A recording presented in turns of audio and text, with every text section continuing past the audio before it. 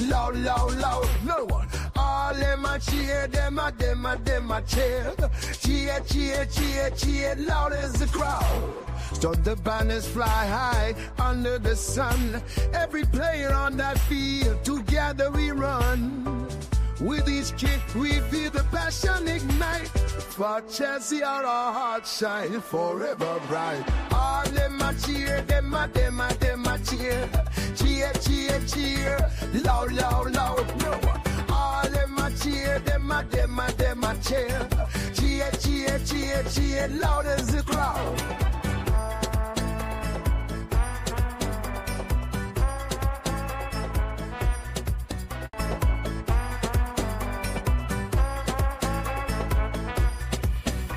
Wake up, it's a blue morning show where the vibes are flowing, so fresh, so dope. Everything's about Chelsea, feel like pride. We repping our team, standing side by side. We don't lose, we carry that blue. Cause Chelsea, see Chelsea, it's all true. All them a cheer, them a cheer. Cheer, cheer, cheer, loud, loud, loud. No. All them a cheer, them a cheer. Cheer, cheer, cheer, cheer, loud as the crowd.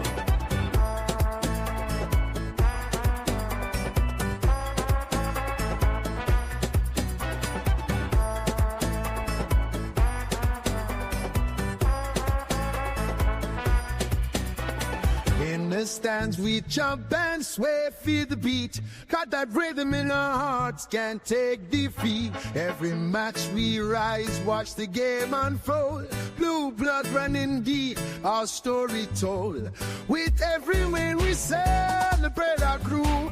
Chanting songs for Chelsea all day, it's true. All them a cheer, them a cheer. Cheer, cheer, cheer, loud, loud, loud. No one. All them a cheer, them a cheer. Cheer, cheer, cheer, cheer, loud as the crowd. Start the banners fly high under the sun. Every player on that field, together we run. With each kick we feel the passion ignite. For Chelsea our hearts shine forever bright. All them a cheer, them a cheer. Cheer, cheer, cheer, loud, loud, loud. No one. All them a cheer, them a cheer. Cheer, cheer, cheer, cheer, loud as the crowd.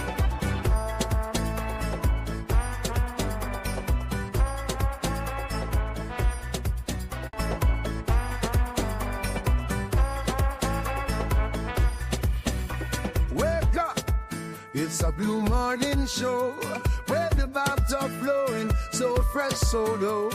Everything's about Chelsea, feel like pride. We repping our team, standing side by side. We don't lose, we carry that blue. Cause Chelsea, see Chelsea, it's all true. All them a cheer, them a cheer. Cheer, cheer, cheer, loud, loud, loud. No. All them a cheer, them a cheer. Cheer, cheer, cheer, cheer, loud as the crowd.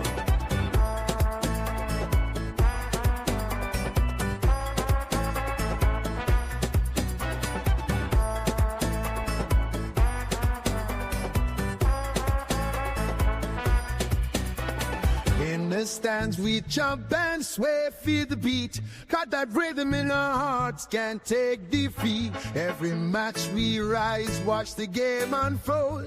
Blue blood running deep, our story told. With every win we celebrate our crew. Chanting songs for Chelsea all day, it's true. All them a cheer, them a cheer. Cheer, cheer, cheer, loud, loud, loud. No one. All them a cheer, them a cheer. Cheer, cheer, cheer, cheer, loud as the crowd. Start the banners fly high under the sun. Every player on that field, together we run. With each kick we feel the passion ignite. For Chelsea our hearts shine forever bright. All them a cheer, them a cheer. Cheer, cheer, cheer, loud, loud, loud. No one. All them a cheer, them a cheer. Cheer, cheer, cheer, cheer, cheer, loud as the crowd.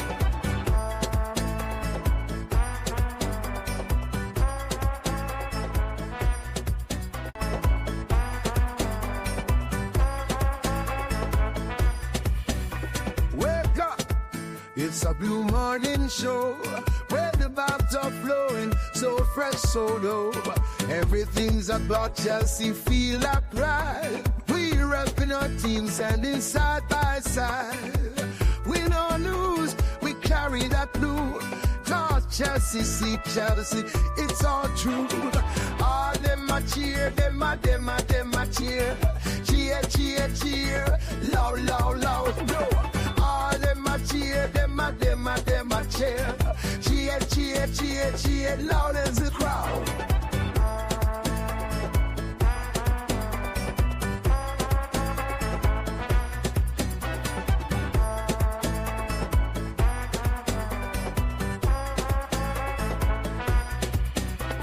In the stands we jump and sway, feel the beat. Got that rhythm in our hearts, can't take defeat. Every match we rise, watch the game unfold. Blue blood running deep, our story told.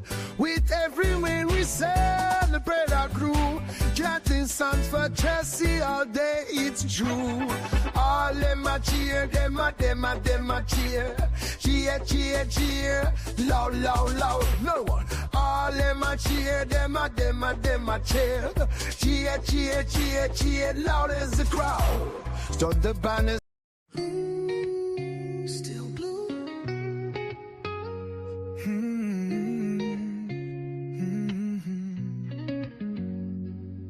Footsteps on Fulham Road, moonlight on my pride.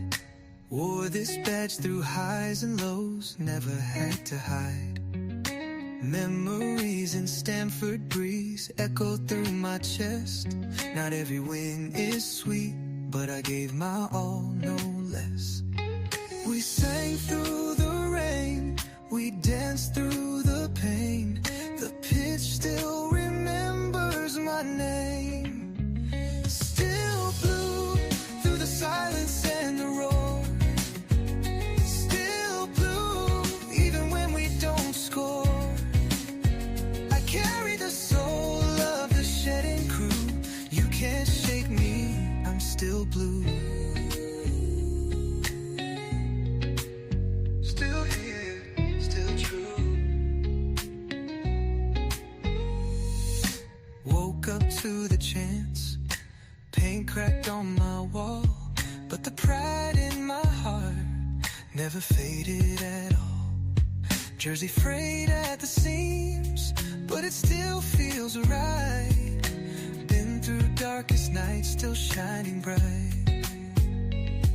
We bled in the game, we rose with no shame. The bridge still whispers my name. Still blue, every tear and every cheer. Still blue, with my voice loud and clear. I carry the pride of the shedding crew. Win or lose, I'm still blue.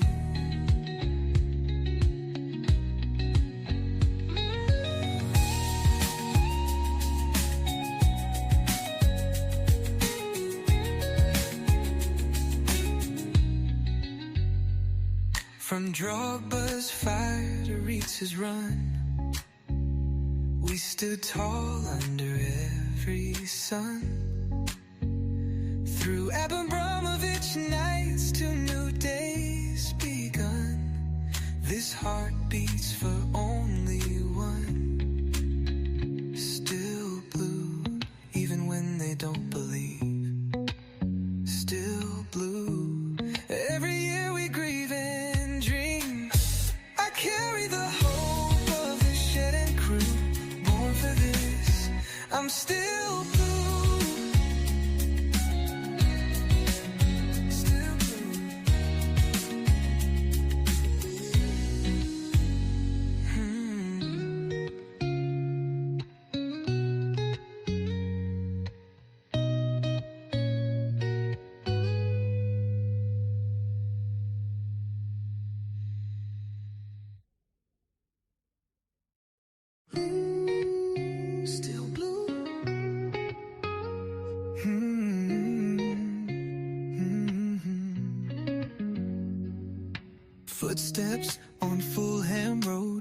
moonlight on my pride. Wore this badge through highs and lows, never had to hide. Memories in Stamford breeze echo through my chest. Not every win is sweet, but I gave my all, no less. We sang through the rain, we danced through the pain. The pitch still remembers my name. Still blue through the silence and the roar. Still blue even when we don't score.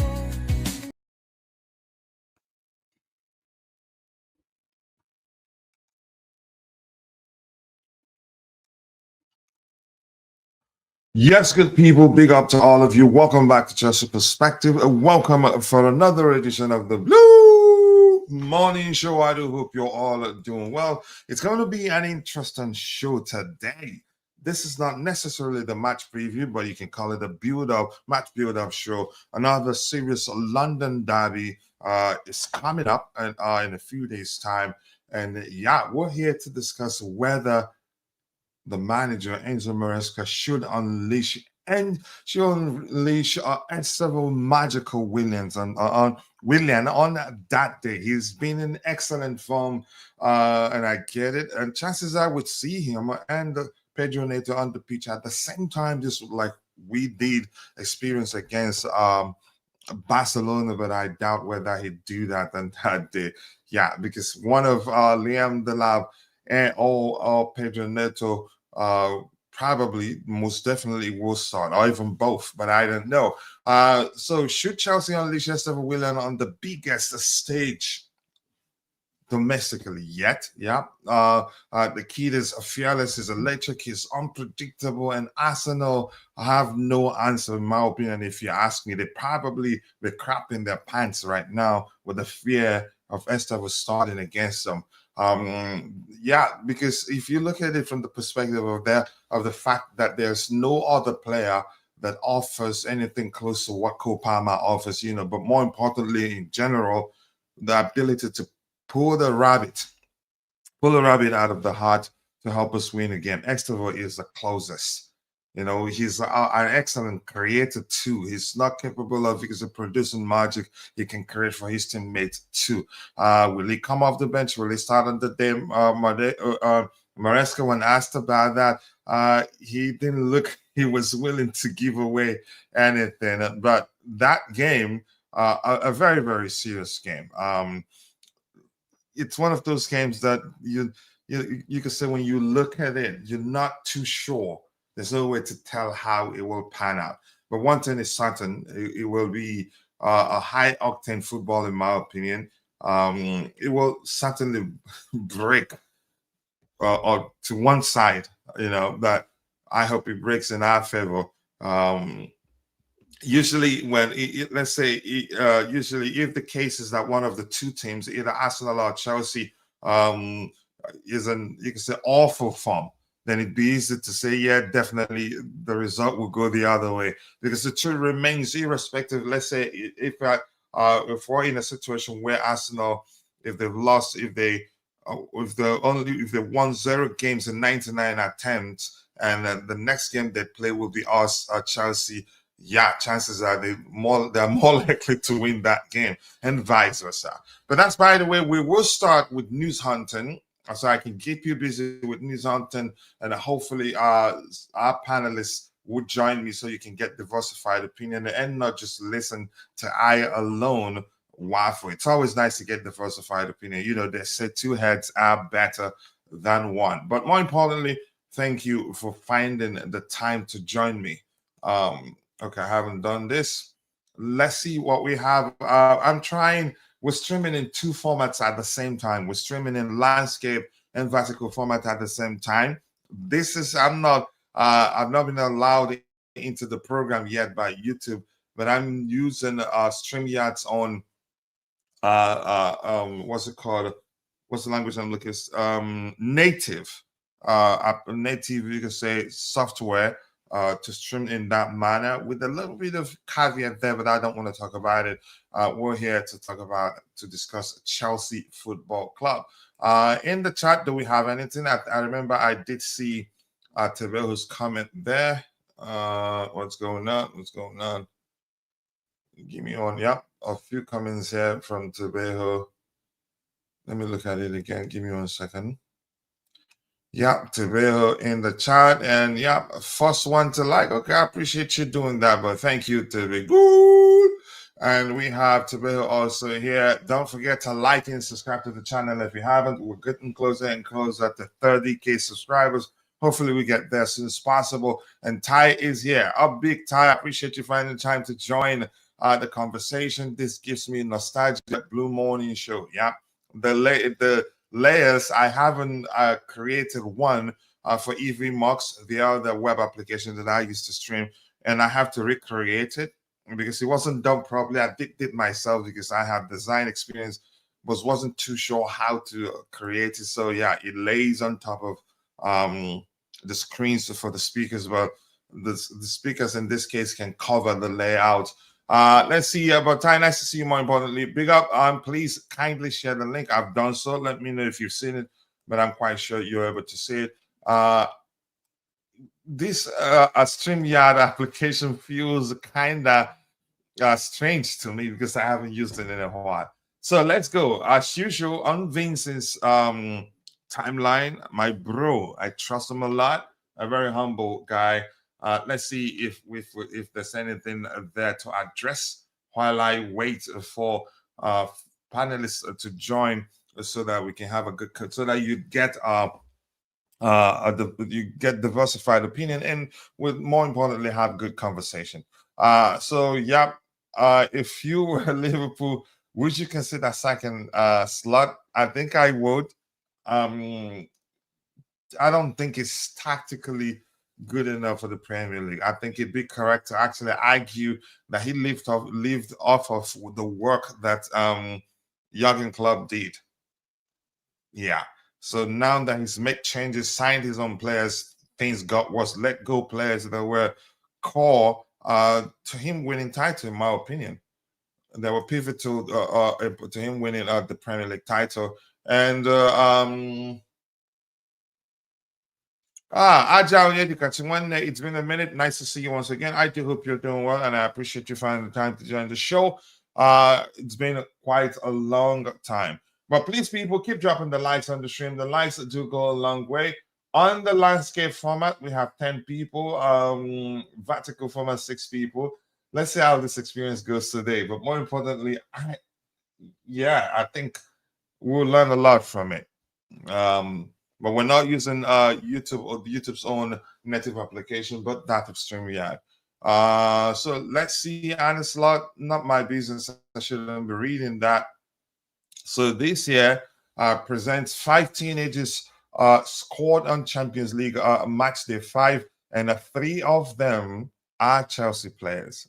Or maybe the more accurate language now would belong to Chelsea. I don't know. Giovanni Quenda made 1 assist and scored 1 goal. Estêvão Willian scored a delicious goal, golazo, whatever. I'm not sure how else to define that goal, but it was a beautiful one. Victor Daddison, age 17, I think that's Copenhagen, and Leonard Carl, Bayern. The kid is electric. You can say he's the reason Nicholas Jackson isn't getting enough minutes. Then Dastan, the 17-year-old, was Kazakhstan was his country, but he was he's been in electric form of late, doing so well, and I hope he gets. There's a pathway for him to Chelsea. He sees that, you could say, he will in the future become one of the best strikers in world football if he continues in this trajectory. All right. Beyond that, what else do we have here? Carlos was on the Obi-Wan podcast. They're talking about football in general, nothing about Chelsea Football Club in that case. What else do we have here? All right, let's see. Declan Rice speaks about Moises Caicedo. First and foremost, Declan Rice said, I have a lot of respect for Moises. I've played against him since his Brighton days, since I was at West Ham. I voted him last year in my PFA Team of the Year. I thought he was outstanding in last year, and he started this year incredible well as well. And there's so much comparison between us, but we are playing different positions. Same thing I said when I talked about both of them in X. You can say the positions they each play define the numbers we see for each of them.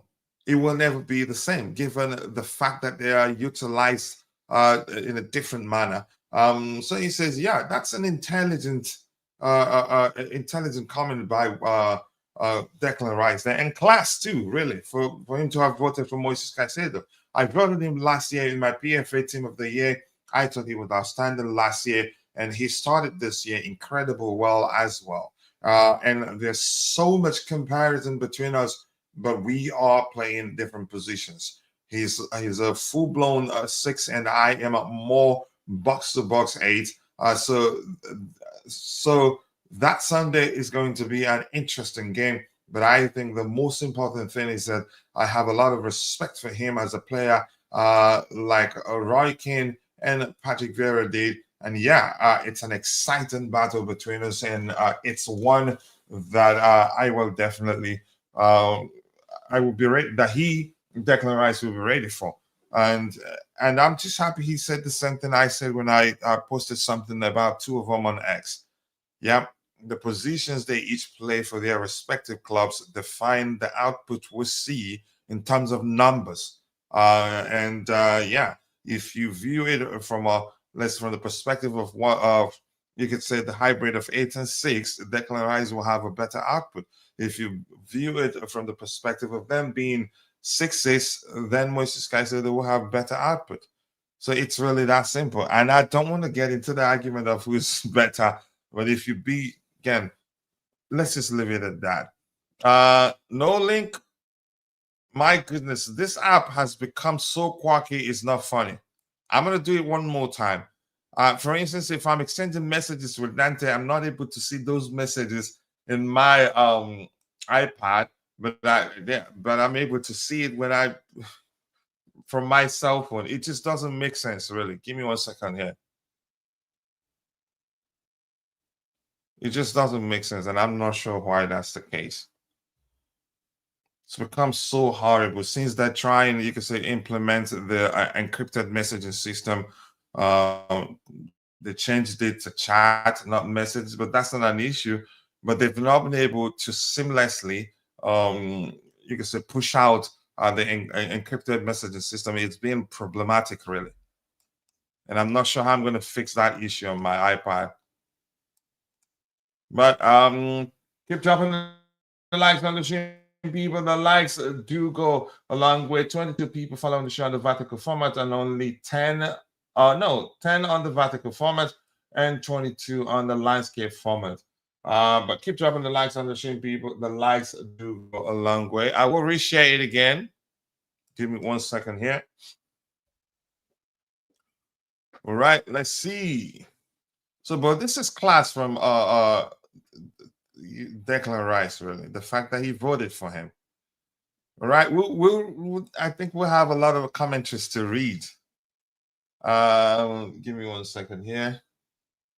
My goodness, this app has become an absolute house dung, really. I know they will eventually fix it, but the rollout, you can argue, poorly managed. That's why sometimes it takes like 1,000 years for the messaging. Yeah, I'm able to see the link from here. Yeah, and look at it. It just levels them as groups. Or maybe the issue is on your end, Estevao. I'm still able to see here that I did send the link, but I'm going to try and send it directly to you. Remember, they've started to format the link, so it's not going to look like a link. It will be like a box with a box shadow. Then you see something. Yeah, yeah, it's broken really. I'm able to see that I sent a link, but I'm gonna do it one more time, maybe directly to you. If anybody else wants it, let them talk to me. Let's see. Holy crap. Yeah, it's not showing, even though I've sent it directly to you right now. So I'm not sure what the problem is right now. I'm gonna find another way to do that. Um, this is crazy, but I'm able to see that I sent the link. I don't like this. It's just causing unnecessary distractions here. But I'm gonna let me find a solution to that before we continue. Actually, so Enzo Maresca here. Enzo Maresca, when you rotate a lot and the level is still the same, that is the most important thing for the manager, because you can see that even if you rotate the level and the result, yeah, there you go. Because you can see that even if you rotate, okay, let me read that again. Tevejo's entrance, you can say, distracted me a bit. So Enzo Maresca here is saying, when you rotate a lot and the level is still the same, that is the most important thing for the manager, because you can see that even if you rotate the level and the results are always there. For sure, when you have your best players are on the pitch, the level is always higher, but it's impossible when you play so many games. You have to try to rotate, and you can say to maintain momentum.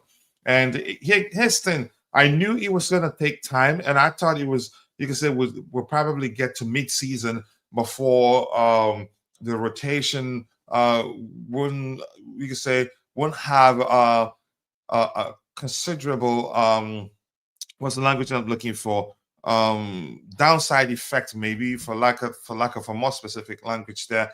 But I mean, you can say it's working perfectly to a considerable extent, and I'm happy for that. Let's see what else we have here. Keep dropping the likes on the stream, people. The likes do go a long way. And Jay is here. Just says we win. The gap is 3 points. They win. The gap is 9 points. It's a 6-pointer. The whole league will be looking at this match. Come on, Chelsea. Let's make these week 10 10 rating. I think we can. Hopefully they do us proud on the day. I just want to see them give a good account of themselves, and I trust the manager to find a way for us to win that game. Tebeho, big up to you. I appreciate you finding the time to join me on the panel. How are you doing today? Big up, big up, big up, big up. Let me just do something, coach. I'm gonna come back to you. All right, go ahead. I'll continue news hunting here. And this one made me laugh, even though we've had situations, you can say, we've had times where I think how many years that we weren't part of the Champions League. And after I returned to the Champions League, we now have 97 wins. United 96, Arsenal 93, and Liverpool 91. Yep, let me read it. The title, English club with the most Champions League wins. We are a huge club. Don't let anyone tell you otherwise. Yeah, I agree. Look at it. Even though we missed out on occasions, we still have the highest number of wins in the Champions League. I know Arsenal fans are not going to like this, but that tells you we're the bigger club. So Vince here reports, quoting footy headlines, a new Nike will release a long sleeve retro lifestyle jersey for Chelsea as part of the 2026 Thought Kit collections. I'm not sure. I'm very picky with what I put in, but I'm not sure I like that Yeah, one. I'm back. I'm back. Okay. So big up. I hope you're doing well. Yeah, I'm good. Thanks. Can't complain. How about you? I can't complain either. Did you see this post? Stats that show we have the most Champions League wins, even though we've not been consistent in the competition. No, no, no. I haven't seen that. Oh my gosh. Oh wow. Yeah, we have Oh, 97. Manchester United 96 wins, Arsenal 93 win, Liverpool 91 wins, even though we've not been considered in the competition. wow. This is See, good, man. it is cool, really, and I like it that the person that shared it, he again captioned it, English club with the most Champions League wins. We are a huge club. Don't let anyone tell you otherwise. I love that, really, honestly. So let me see. Zola here talking about Cole Palmer. A lot of commentaries before we get to discussing whether Estevão Willian should start on Sunday against Arsenal or not. Gianfranco Zola here in England. Cole Palmer is one of my favorite. I really like him as a player. Also, I came across um okay, they met a couple of times and I enjoyed the person as well. So he's had conversations with him and he's trying to say he likes him. You could say as he's a good human, as a lot of people would say. I like very much that part of him. The, this unpredictability. If I can say that that he's a gut on the pitch, he's a free spirit. Okay, that's they're quoting him with his exact words. What else do we have here? Keep dropping the likes on the stream, people. The likes do go a long way. I appreciate you all finding the time to join the conversation. Another top performance by Quenda. 11 goal and assist in all competitions so far this season, 5 goals and 6 assists. I think he's more of a creator than a goal scorer, but he's a fine again. He can hit the ball so sweetly. He can score on his day, but he's more focused on creating for his teammates. I think Maresca will love him a lot. Yesterday, I was it yesterday? Yeah, 1 goal, 1 assist, 3 key passes, most in the game. What a talent he is. Tabeho, what do you make of him? Giovanni Quenda. He comes next summer, right? Oh, I think he joins us next season. I think that'd be the most accurate way to phrase it. Yeah, Giovanni Kanda is coming next season. Oh man, what a play! I can't wait to watch him at Chelsea because I've been following Sporting Lisbon, but this season not a lot because to be honest, my only reason that I was following Sporting was because of Ruben Amorim and Victor Gogoret. So unfortunately, they both went to our rival club. But again, I'm watching sometimes Giovanni Quenda is a fantastic player. And start of the season, he was not getting enough game time, but it seems like he pushed the coach to start him again, and now he's playing regularly, which is good. He's such a talent, man. I mean, I think the coach will face questions if you leave him on the bench. The kid is good, and I can't wait for next season either. Noni Madueke facing Chelsea. I guess we should see first versus second. They have got a top team, and we've got a top team. We shall see. Okay, I mean, he respects us. He respects us.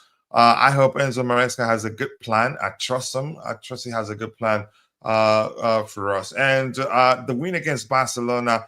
I think that will be talked about until the until after the Arsenal game.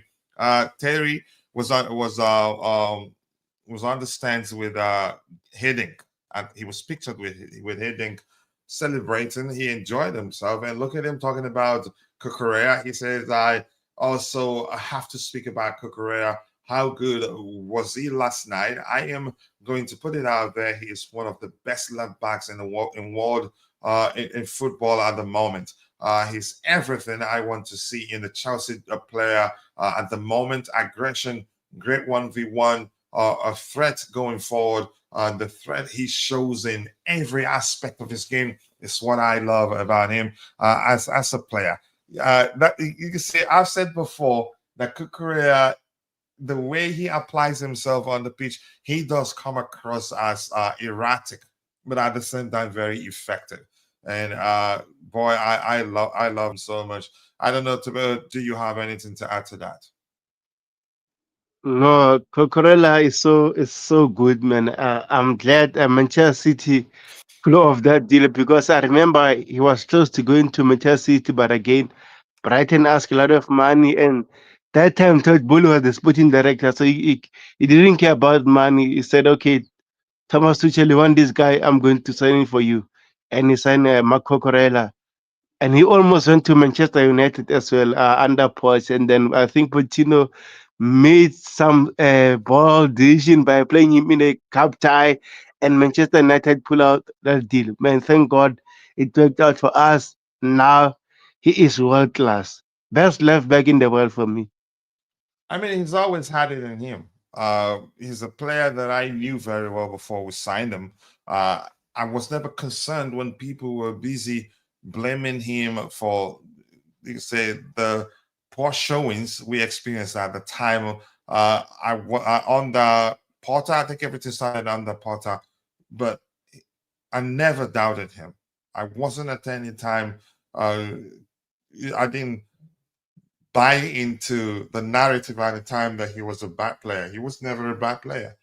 It's just lack of understanding with regards to how he applies himself.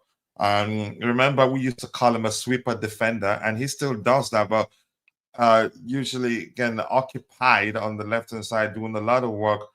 That given the way Enzo Maresca utilizes him, he's a very intelligent player. I'm not saying he's perfect. He has a weak point. He's not that good at dribbling, but he finds a way to release the ball as quickly as possible that he won't be needing to beat his man and to be able to, you can say, to do something nice, be productive with the ball. Chimera, nice to see you. I do hope you're doing well, and I appreciate you finding the time to join the conversation. Tebeo, if you're there, can you change the color of the bar to blue? Just Okay, scrolling okay, no text. problem. Yeah. Okay, no problem. Ty says here, Kukurea was a player so many people gave up on. Coach Me and small accounts online were the ones. Yeah, Ty just reminds me something. I think the slander at the time were mainly coming from big accounts, in all honesty, because that's what they do. Name calling, finger pointing, that's what brings the views for them. Had some of them you could say, I don't know how to be objective, unfortunately. Small accounts online were the only ones who believed in him, his ability to find passing lanes where you don't know one exists. I can remember me saying that 1,000 times. He's good at it. And you could Is argue, it the color okay? yeah, it can a bit darker, not too bright, but that works too. Okay. Yeah. But you can say Maresca knew that. He knew him before he joined Chelsea. That's more pinkish. He knew him before he joined Chelsea, and that works. I mean, we can go with that. Before he became Chelsea manager, and probably wanted him to stay. I think probably I'm quite sure he communicated that to the hierarchy that yeah, he wants Kukurea to stay. But that's by the way. Keep dropping the likes on the stream, people. The likes do go a long way. Nice to see that Terry likes what he's seen so far. So let's see. I don't want to talk about the Bayern game really. I think we'll go back to news hunting uh, uh, once again we were through discussing the two important items we have lined up here. But before we do that, today I want to ask you this question. I'm quite sure you've seen reports suggesting that we're interested in signing Murillo. I like him. I don't know. Do you believe the news? I'm not sure, man, because like for me personally, the journalists that I believe right now in terms of Chelsea news, I would say Sky Sports, Calva something, Mhm. Fabrizio Romano, and David Austin. But again, Murillo, oh man, one of my favorite players in the Premier League. I wouldn't mind Chelsea signing him, but again, in order to sign him, I think we need to make a space. For example, maybe sell Bernard Barishile because Murillo is a footed centre back, so we need balance. And then we can sell Barishile and maybe someone else, then we can buy him. But again, he won't be cheap. He's Brazilian and he's a Premier League proven, so he won't be cheap. But again, if we have a chance to sign him, hell yeah, man! I don't care what happened to Sa and who Aaron Anselmino from Murillo is a baller. I like that kid. Yeah, I do like him really. How old is he right now? 23, 22? 23, I think. Yeah. Definitely, yeah. Honestly, that even I remember that I said that severally, honestly. But thank you, bro, for joining. You were one of those that didn't give up on him, that keep reminding people that yeah, he's an intelligent and also a good player. And here, Melvin says if Sunderland can beat them, it should be easy peasy for Arsenal. I hope they come into that game with that mindset. I hope so.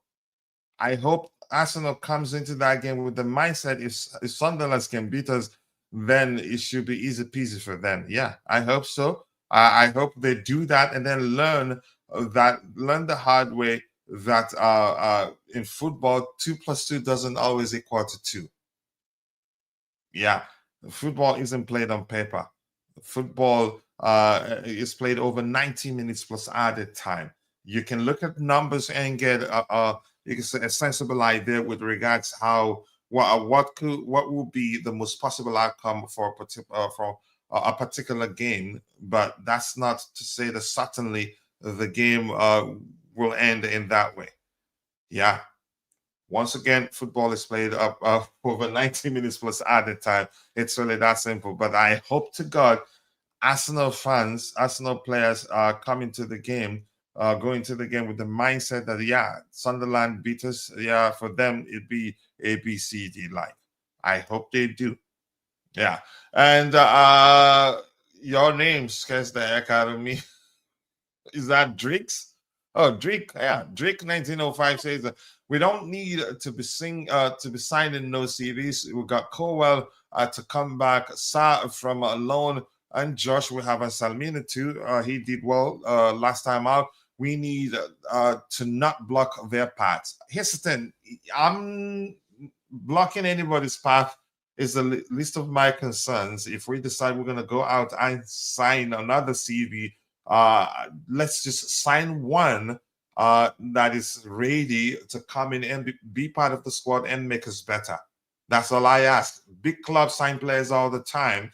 I only ask that we sign good ones, better than the ones we already have, and not sign anyone that's not as good as the ones we have. And you could say not make us better in any way. But if we can find a good player that we want to sign, go ahead, do it. I don't care. That's what big clubs do. The sentiment, you can say, of ensuring there's a path to the first team for young players.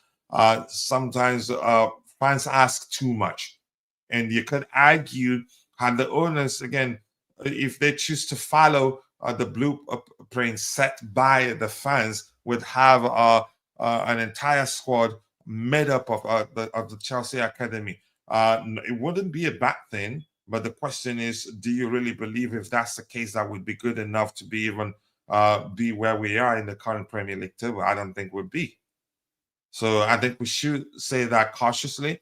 We cannot eat our cake and have it at the same time. If you want the club to do well, they're going to continue signing players irrespective of how many we have. If they find any player that they believe will make us even better, they sign that player, even if it means letting go one of or two of our current players, but be better, they do it. And I'm all for it. Yeah. But thank you for joining the conversation. Drake, I appreciate you. I want to ask the coach, players, and fans going in thinking they already won. Yeah, exactly. And that's a dangerous mindset. I hope they do.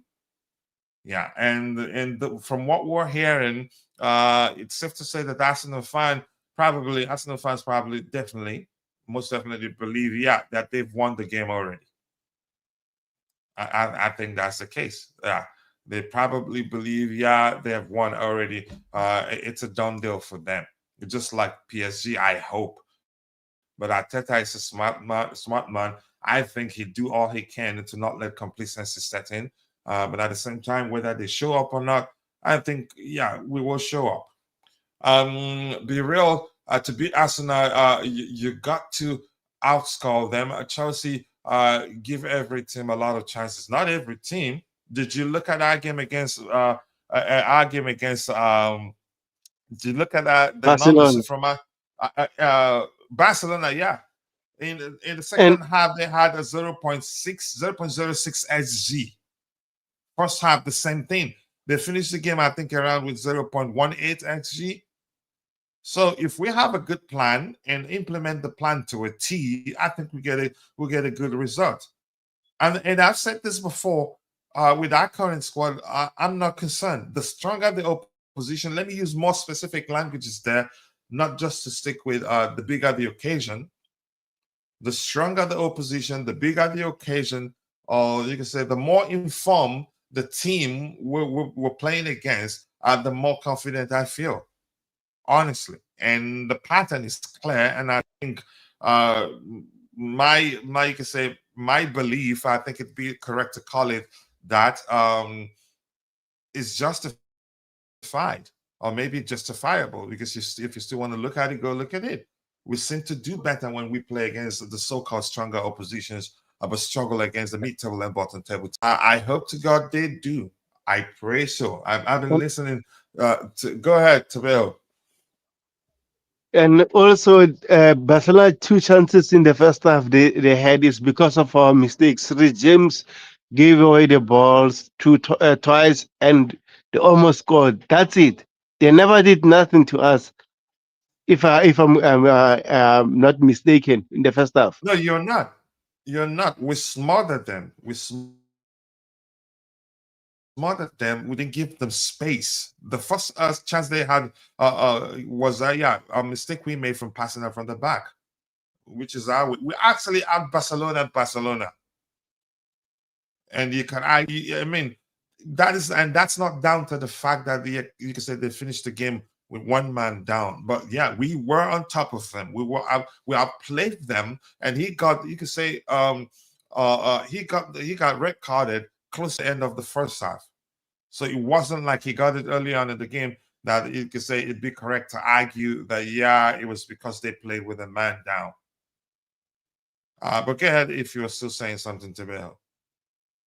Yeah, all I'm saying, like defensively right now, to be honest, if we have Fafana available, I think we are more comfortable defensively. So now, I'm not scared of any team. I know Arsenal at the moment, they are so strong, they are solid at the back. They have Saka, they can create chaos. But also, the only thing that I'm more scared about them is the set piece. That's it. But in terms of outplaying us, I don't think so. But in terms of set pieces, I think they are good, and they are good at that at the moment. Yeah, you could argue we haven't mastered how to defend such approach, but the good thing is that Sanchez, his high claim numbers have improved significantly, and that has helped us deal with set piece situations from mid-season 24-25 until now. He's improved in that aspect. But that's, by the way, I was going to ask you something, Tabejo. I think I believe that Fofana will start that game. But I think it also makes sense to look at things and say, yeah, he's played a lot.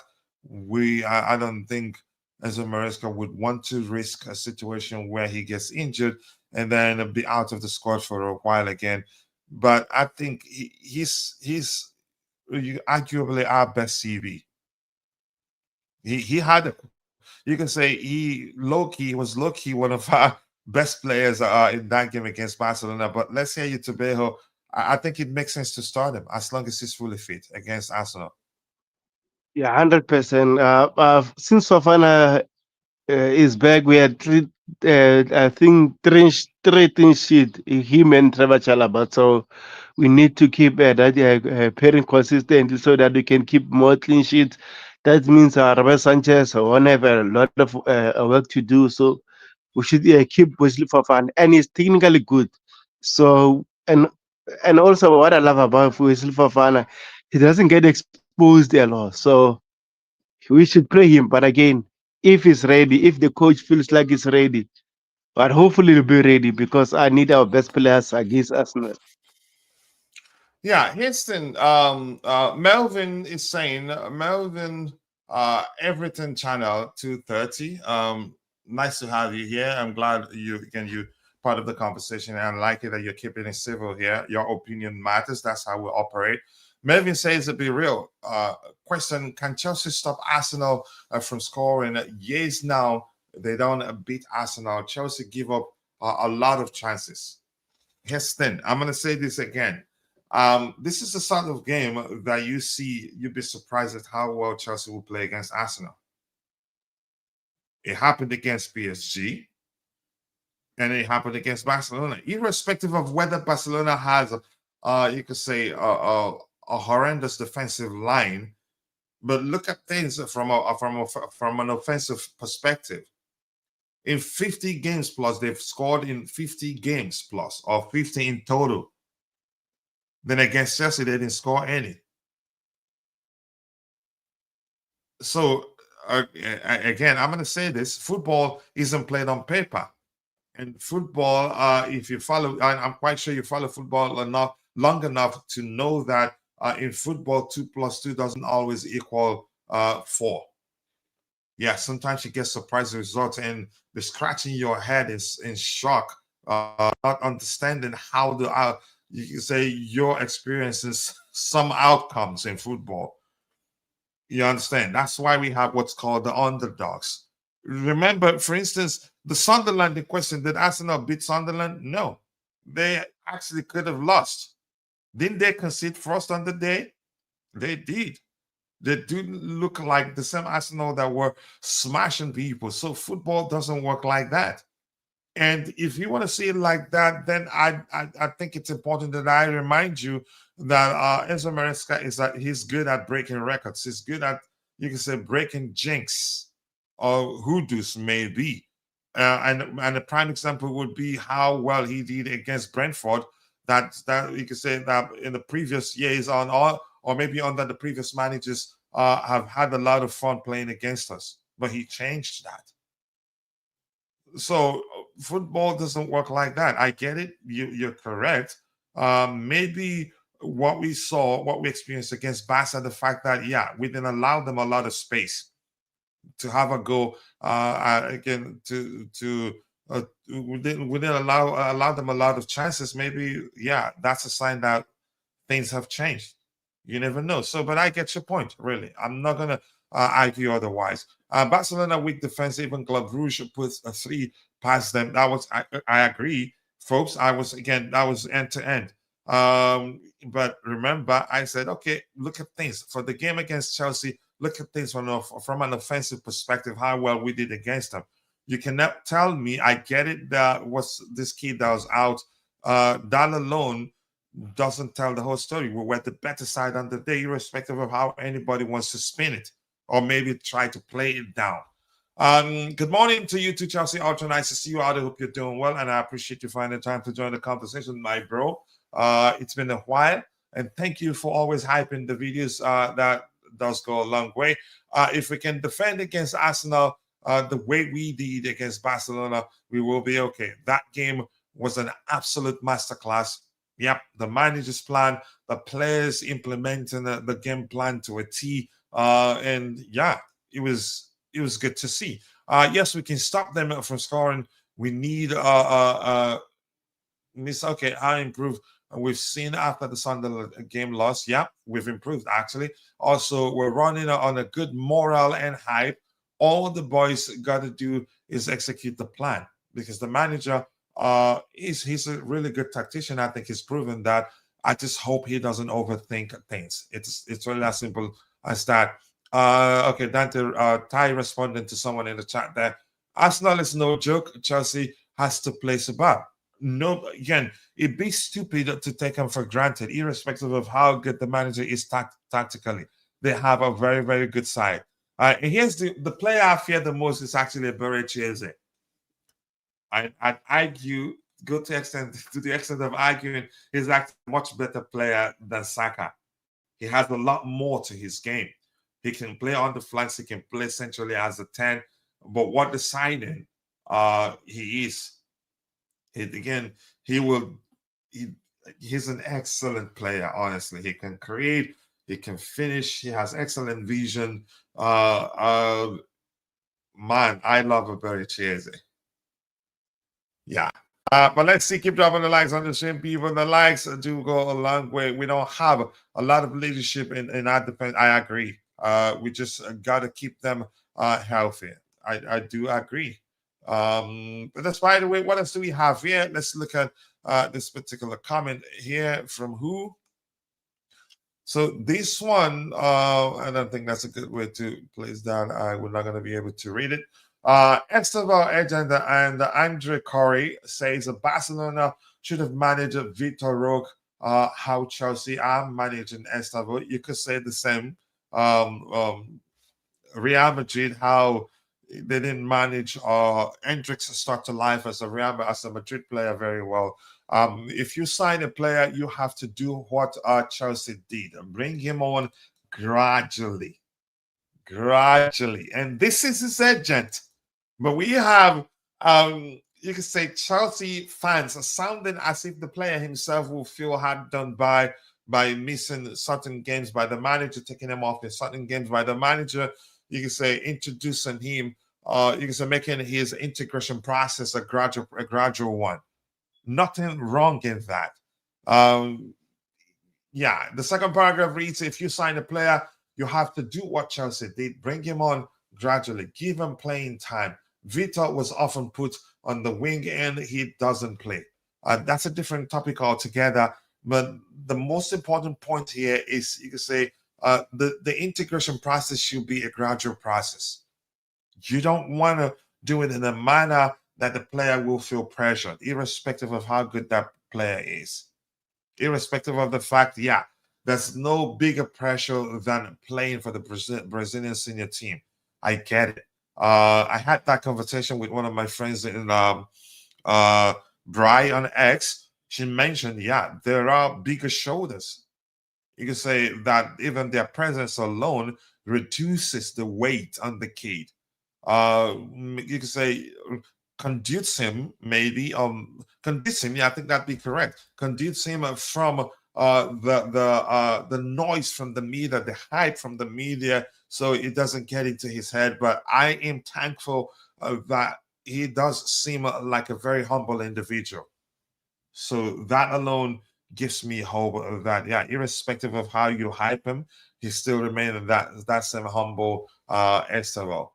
Chelsea Ultra here says Maresca is a far better tactician than Arteta. But here's the thing: the truth remains Arteta has, like I said, what would be the most accurate language to use here? They have more of a unit than we do right now. Irrespective of the fact we're starting to see togetherness here, some gelling maybe. We're starting to play more like a unit, but they have, you can say, they're more of a unit than we are. And that's a huge factor. And that's because, yeah, some of them have been together for a while now. They just made new signings here and there to fortify the team. So I agree. This game will come down to the players on the pitch and the substitute. You can say, yeah, game management too. I agree. Reece James is 25 years, but he has a limited Premier League experience. If we think about it, yeah, I like this. I like where this is going. Let me see if we're thinking the same thing. The last time he was fully fit for a season was at Wigan, and then he was being impeded gradually by Lampard in 2019-2020. But in terms of, again, the experience, the first part of the latter part, I understand, but I want to say something with regards to the first part. He's 25 years, but he has limited Premier League experience. There are younger players who's played more Premier League games than him, more experience in the Premier League than him. Yeah, so that brings us to what I always tell people. Unfortunately, we use age and experience interchangeably, and sometimes not recognizing that some younger players are actually very experienced. Yeah, so thank you for saying that. And he says, I don't mind the instead of being carefully managed. We've seen a lot of young talents burn out early in the game, but I do think he could play a little more. I mean, we could just get him, use him to not be fully fit the game after the Arsenal game. I'd say start him against Arsenal, get the result, then the next one, Cole Palmer comes in and then he rests. You never know. But we don't want to burn him out. And at the same time, we don't want him to feel like, yeah, it's him or we're done. I know he's not that sort of individual, but that is something that can happen subconsciously. I agree, Coach.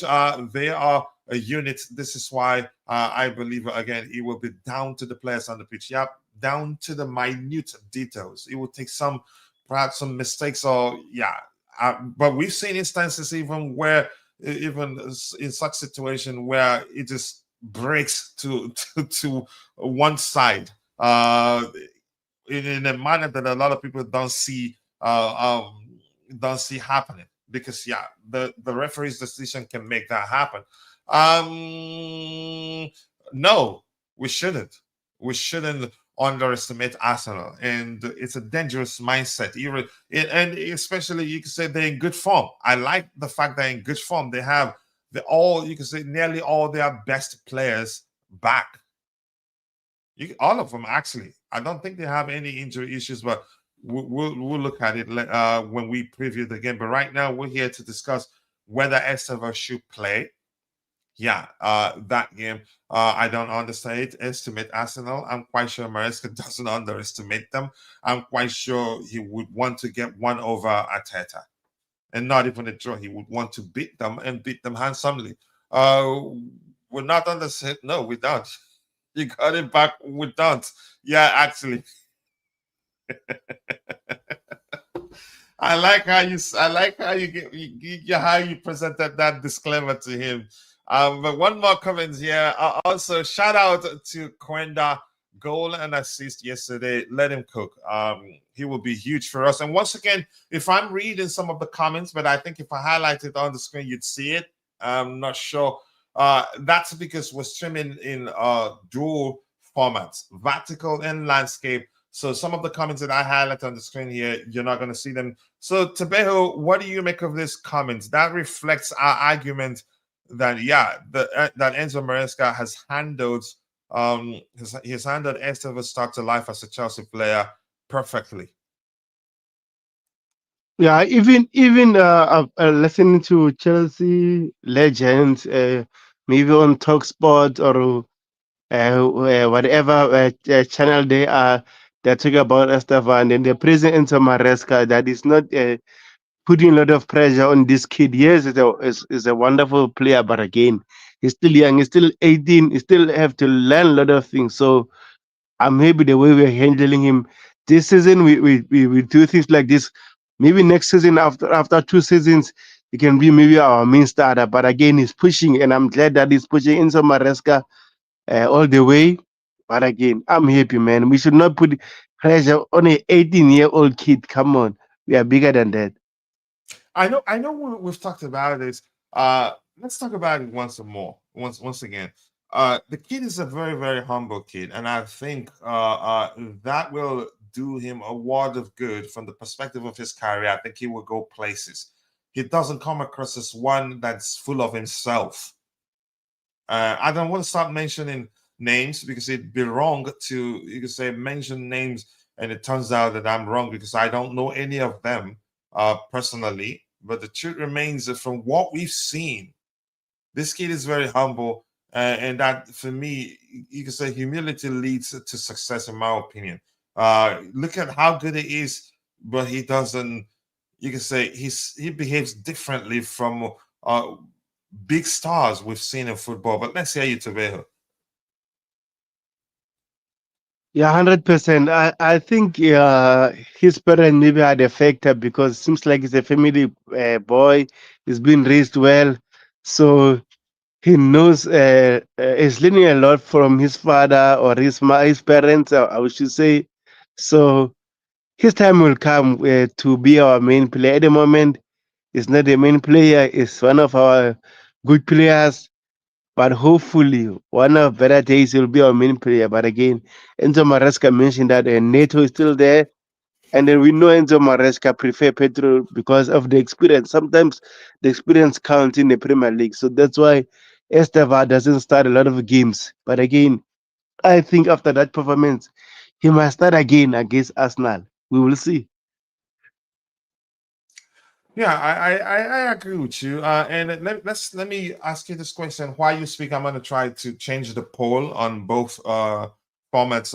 The question I asked people on the poll, he asked, should Estevao start versus Arsenal? Out of 27 votes, I mean, not a good sample size, but still, I think it's close to what we know Chelsea fans would want. 81% wants him to start. 4% says no, rest him. 15% says super sub.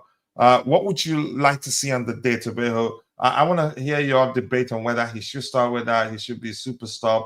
He's definitely, irrespective of what happens, I think definitely he's going to be on the bench. If he's not, if it does, he will be part of the squad, so to speak, of the match day squad. If it's not if it's not on the pitch, he will be on the bench, or vice versa. I don't see a world where the manager leaves him out entirely from the squad. But let's hear your argument to whether we should unleash. I think I would be better of using that word, unleash him against Arsenal. Let's hear you, Tobeho. Yeah, for me personally, I would like him to start because I'm watching Califori and Lewis Kelly are different players. Lewis Kelly is more of a player that doesn't overlap and or play wide and maybe for first hand sometimes. But in terms of Califori, it's always overlapping, so we have a space there to penetrate. So I want a player like Estevao to utilize that position, and we know he's good on his both feet. He can score and He create will for us. smoke him. Exactly. So that's why I'm thinking about California because I think California will start that game for me. How about you can say we see Gittins because Gittins can play on either flanks. We see Gittins on the right hand side, and Neto on the left hand side, because Gittins is an excellent dribbler himself. How about that solution and keep Ostava on the bench and see if there be any need to bring him on? Maybe when Arsenal players tire out. But let's hear you. I don't think even in Gittings or Garnacho will start this game. I personally I think Petro Neto and Estevao are going to start this game. Petro Neto on the left and Estevao on the right. That's my opinion. But again, let's see what will happen. And I think Neto starts this game because yeah, his defensive contribution is will be key on the day, in my opinion. But if you're in the chat, let's hear your thoughts. Do you want the manager? Um, would you like the manager to start Esteva on the day, or would you rather him come off the bench? Let's hear your opinion on that. Let's see. I think we've read this. This here reads. Let's see what it reads. It would be stupid to underestimate the league leaders. I'm sure. Again, yeah, they're more than up for it. A London derby. It's a serious game. One of the biggest games of the season, really. And the fact that we're, yeah, second in the table makes it uh, uh, even more a serious game. You cannot be the best if you have never played in the Premier League. Yamal, you're nothing compared to Estevao. Houston, those are two good players. And I did express my views on why I think Estevao will eventually outshine him. Look, I can't see the future, but I'm going by their lifestyle, which I have to say, disclaimer, chances are, because I don't know him personally, chances are, yeah, that I'm not reading his personality correctly, So that's, by the way, let's see. While some players like Yamal are booking out whole VIP areas in clubs and surrounding themselves with their and friends, Estevao is going to church and starting charities and schools in his home country. And one thing to be clear, that's not to say that Yamal isn't doing such. Chances are he's doing, but wants to keep it anonymous. We don't know. But what we've seen, that first part of your comment, can lead to one concluding that his lifestyle is a serious issue. So I agree. And the dwarf thing we heard about and everything else, the difference is night and day.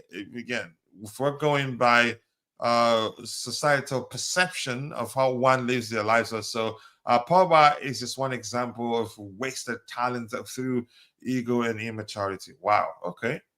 Let's see. I think he should start. Let him ride the wave. At the same time, that does carry some risk. So if you're in the chat, let's hear your thoughts. Should Estevao start on a Sunday against Arsenal? Do you think he should be rested? Rest, we have to be clear here. He'd be on the bench. If he doesn't start, he'd be on the bench in case things don't go away. The manager will have the luxury of bringing him on to come and help make a difference on the day. But let's say your thoughts. Should he start? I'm not sure where I stand in it, but I think he'd start. I think he'd start. Arsenal like playing the game in the second half. And I think Maresca also is good. On his stay, he makes good changes, reads the game very well, knows what what areas to tweak for things to change in our favor.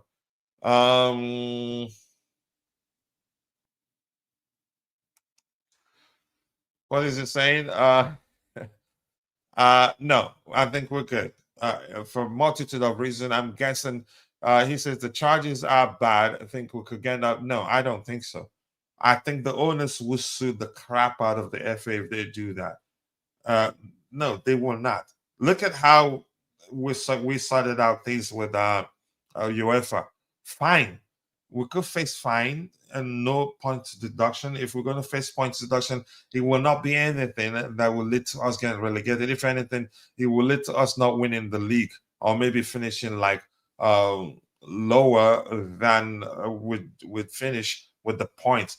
One thing to bear in mind is that we saw those.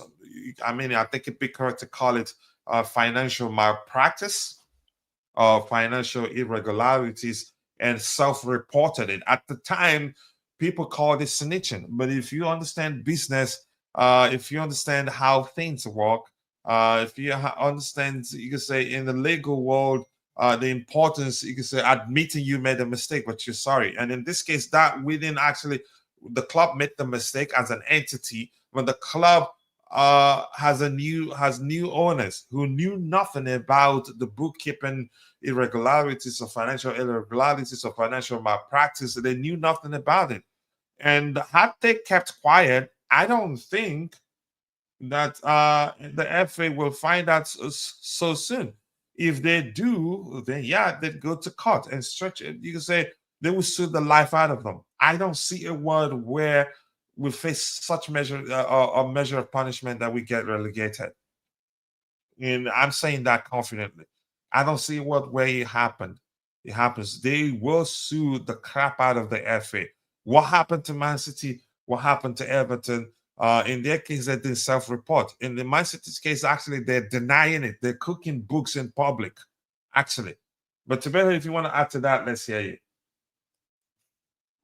Yeah, I think this is one of the reasons why even Manchester City are not fined yet, because as much as they want to find them, those big teams bring a lot of money in the Premier League. So if they find Manchester City, I think the Premier League are going to lose a lot of money, and they know these owners also have one of their best lawyers, so they're going to sue the Premier League as well. So it's 50-50. That's why this kind of cases delay. So I'm not worried about it. And like you said, we reported ourselves. So clearly, if we get maybe a penalty for that, I think will be a smaller one or an understandable one for me personally. Yeah, I agree. They will show, you can say, considerable. They'll be lenient.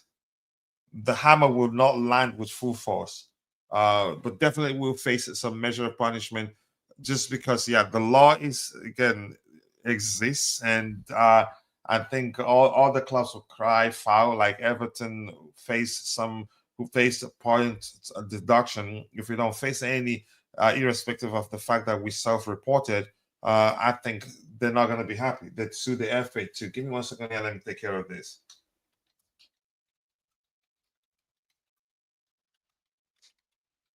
So Guys, I'm not please can you concerned. like and Yeah, go ahead. subscribe to the channel. Please like and subscribe to the channel if you're new. Yeah, more likes, people, more likes. Keep dropping the likes on the stream. And once again, welcome to the Blue Morning Show. We're back. We come on every day, 4:30 every day CST. There's been issues with the timing a little bit. Or you can say postponement because we're struggling with system issues, and we're also experimenting today with this particular format. And so far, from what I'm saying, it has looked good, but I was pre-warned that it was going to cause a bit of confusion. Yes, Estevao should start. I believe he has what it takes to be a real difference. And here's the thing. In terms of tracking back, actually, he does it very well. And he does it, you could say, with papers. He doesn't does, you could say, I hate mentioning Noni Madueke's name. Not like Noni Madueke, you could see at the you could say in those games where he tried to play a part in the defensive aspect of the game, he looks useless. But in Esteva's game, he's such an intelligent player that I think it'd be accurate to say that he's able to read the game from an offensive perspective, even though in the moment he's trying to contribute defensively, he's able to anticipate where the opposition would try to the lanes they would try to take and cut off their passes. He has, again, he's done that severally. That for me, I'm not too concerned that he'd be an issue from a defensive perspective and I think Maresca, he's seen that too. The kid is such a footballer, man, complete footballer in my opinion. And I'm gonna just say something that yeah, people have talked about the most is that goal against Barcelona was with his weaker foot, actually. My goodness. Okay, based on meritocracy, he should. We need players to keep Lewis Kelly busy. We need a third man runner alongside Delap or whoever else could be selected to start. I think I agree. And I want to say this quickly. Delap actually created a good opportunity for us against Barcelona. Who was that you could say did a Noni Madueke there? I think a volley would have been a better try a volley there, not try to drop, not try to get the ball under control. Even if you try to get the ball under control, a chest trap and then a volley would have been excellent. But the individual in question had one too many touches. Was that Gittins? Who was that? Tebejo. Who did what? Against Barcelona, the lad just came to mind because he was I mentioned in there. He made a delicious cross with his left foot on a Yeah, it's counter. Gittings. Oh my goodness. I could not What a believe that. cross. That deserves a goal. Exactly. I even yeah, go ahead. I even tweeted about it that deserves a goal. It just should have been an assist. Yeah, that you can say, I don't know. Even Gittins, he does know how to hit it one time, and he has excellent touch. I thought that was it. That we're getting the fourth goal at the time. I could not believe what happened, but that just shows again the aspect of the Labs game that people think he's just a powerful number 9. He's excellent on the ball. He's highly technically gifted. But usually when you're a power striker, people hardly ever don't usually look beyond that aggressive aspect of your game to see that there's more to the way you apply yourself on the pitch than just being a powerful striker.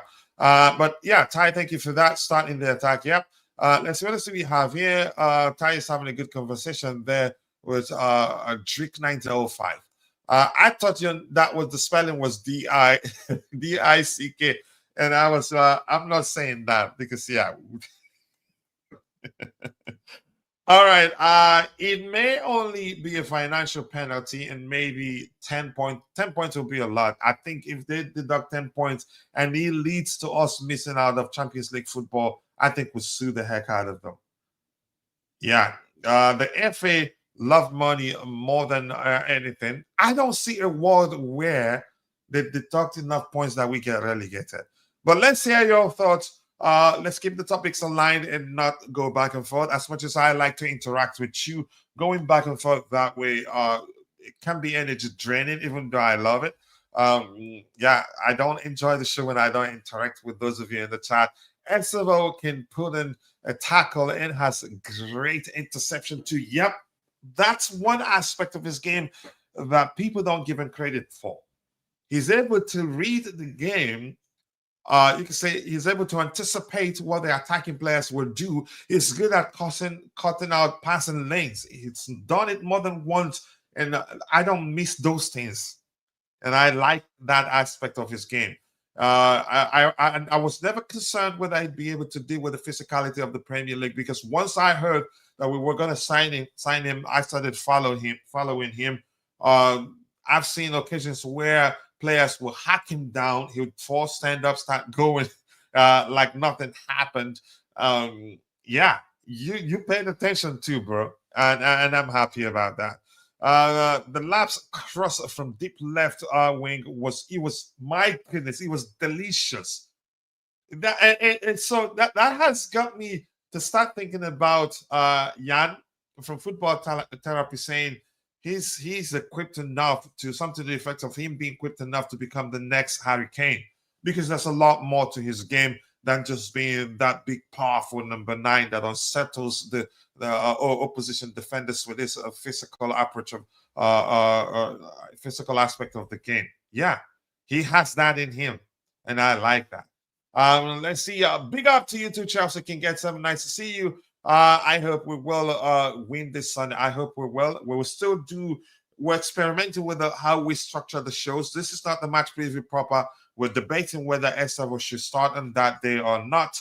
And we'll also talk about what we need to do to beat Arsenal. But right now, the question is, do you think Estevao should be unleashed against Arsenal? I say maybe between 5 and 10 points, coach, because 10 is what they docked Everton, but wasn't even reduced.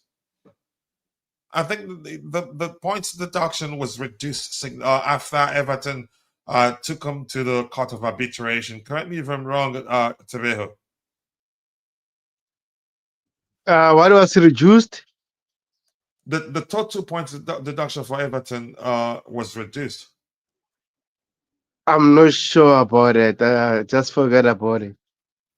I think they did take the matter to the football court of arbitration. Is that how you say it? And I think and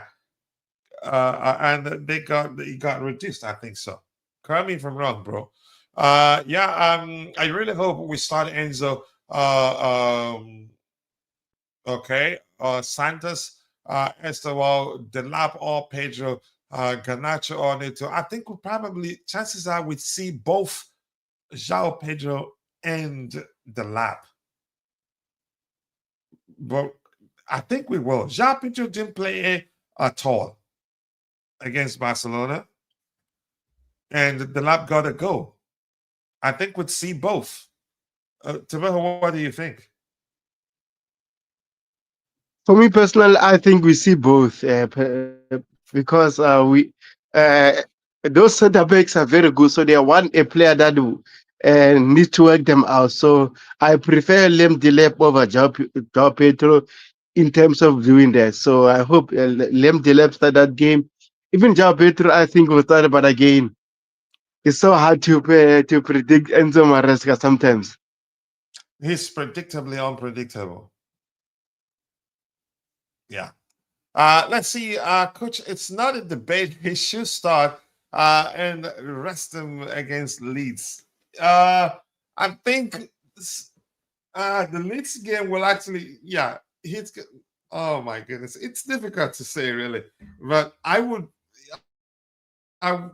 not sure, but it would make sense to rest him. But I think we'll need him in that game because he has the fear factor. you could say earn us a penalty on the day with his trickery, because Arsenal defenders, they find it difficult to stop him. But Gittes is capable of operating in that manner too. He's an excellent dribbler too. Um, wow. Yeah, dang it. It's it's it's not that simple, really. But we need them. As much as I'd like the manager to rest him, we need them. Gittes can do his thing against Leeds United. But Leeds, they play. You think that Marcelo Bielsa is still their manager? Maybe it's a club thing. But quickly, I digress. Let me ask you this quickly, Tavejo. You've seen Leeds play since their return to the Premier League, right? The same way they played on the Marcelo Bielsa. It's like it's a Leeds team to play high octane football always. Yeah, they play the same football. It seems like this is the philosophy of their club, or maybe the sporting directors who's there. So they don't change a lot. They don't. The same high octane football, end to end, like speed, everything. Not wow. It's it's not gonna be an easy game for us. Um, but yeah, let's see. 10 points. You think it's gonna be? I don't think it'd be up to 10 points.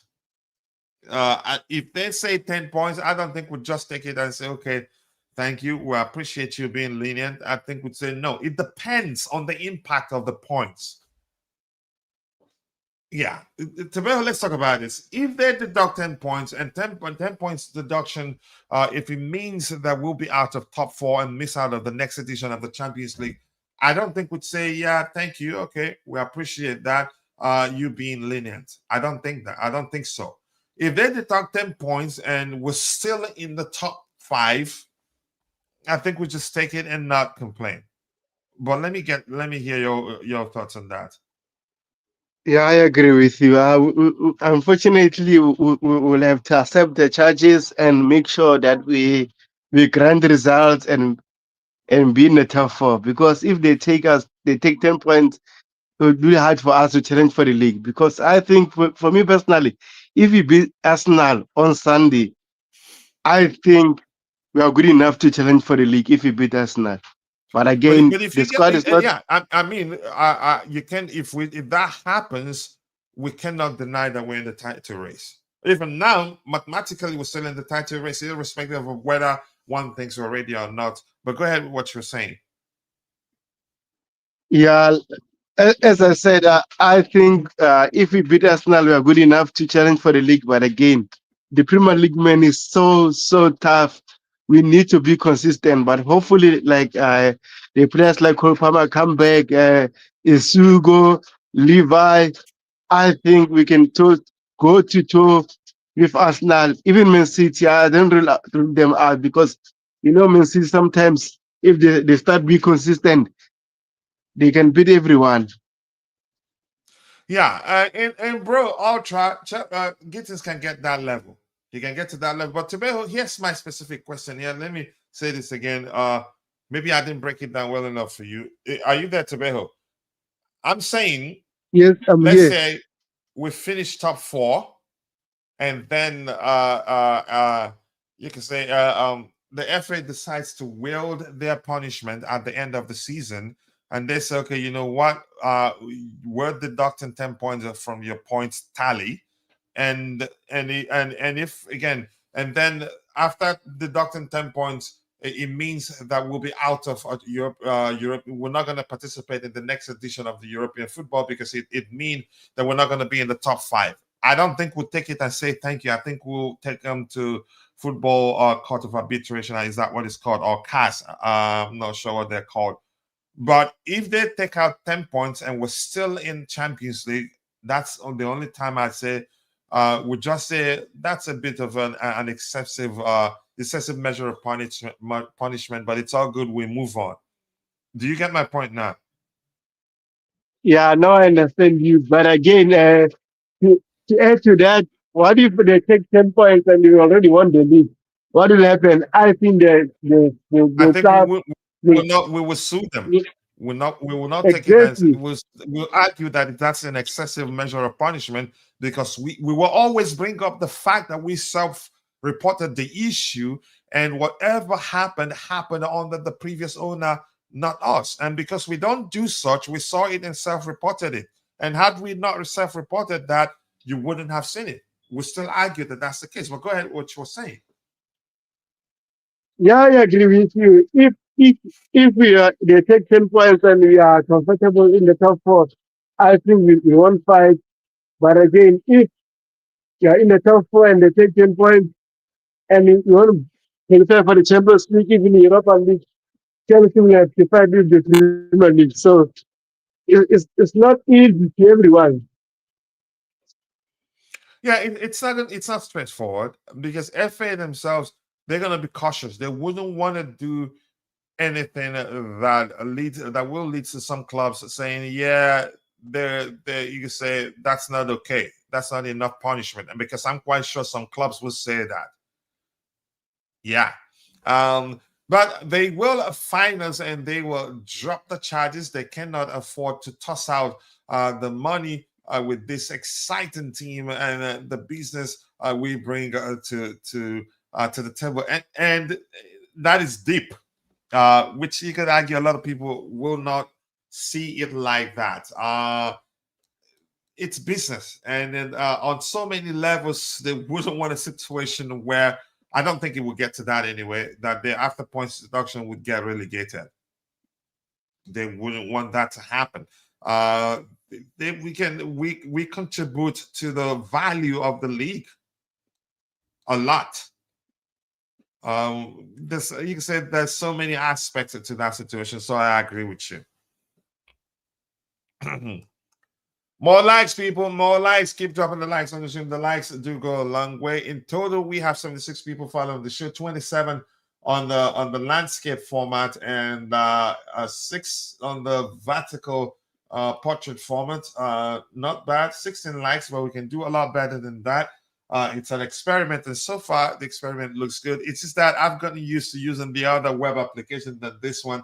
This one, a lot of improvements too. This one also has a teleprompter. I haven't tried that. It has nearly all the features that the other one have, but for some, you could say I'm just more used to the other one. Like right now, more likes, people. More likes. Keep dropping the likes on the stream. The likes do go a long way. The more likes we garner, the more the YouTube algorithm will be triggered and be forced to push the stream to more people who will be interested in the topics we have lined up. So the question, should Enzo Maresca start Estevão Willian on Sunday? I think he should.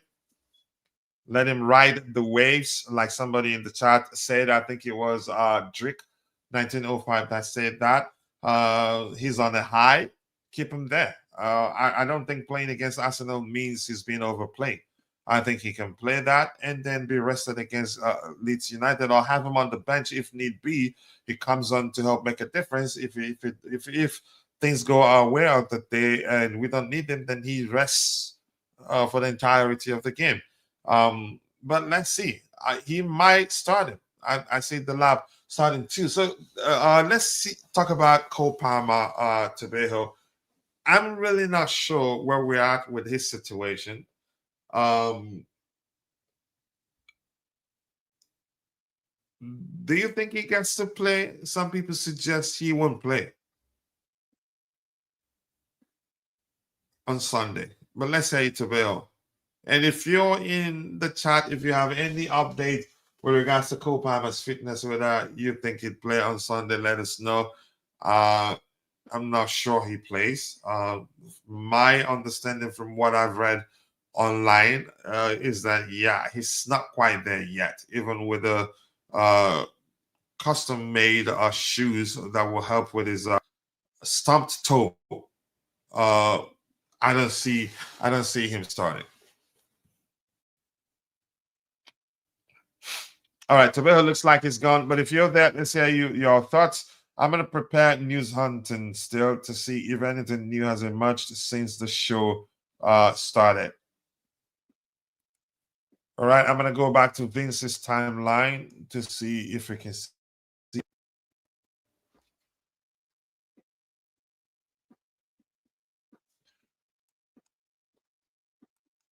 Give me 1 second here. Oh my goodness, why is it slowing down like this? Give me a minute.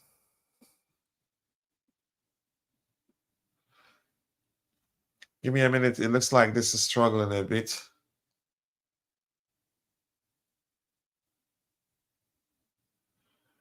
I am not sure what's going on.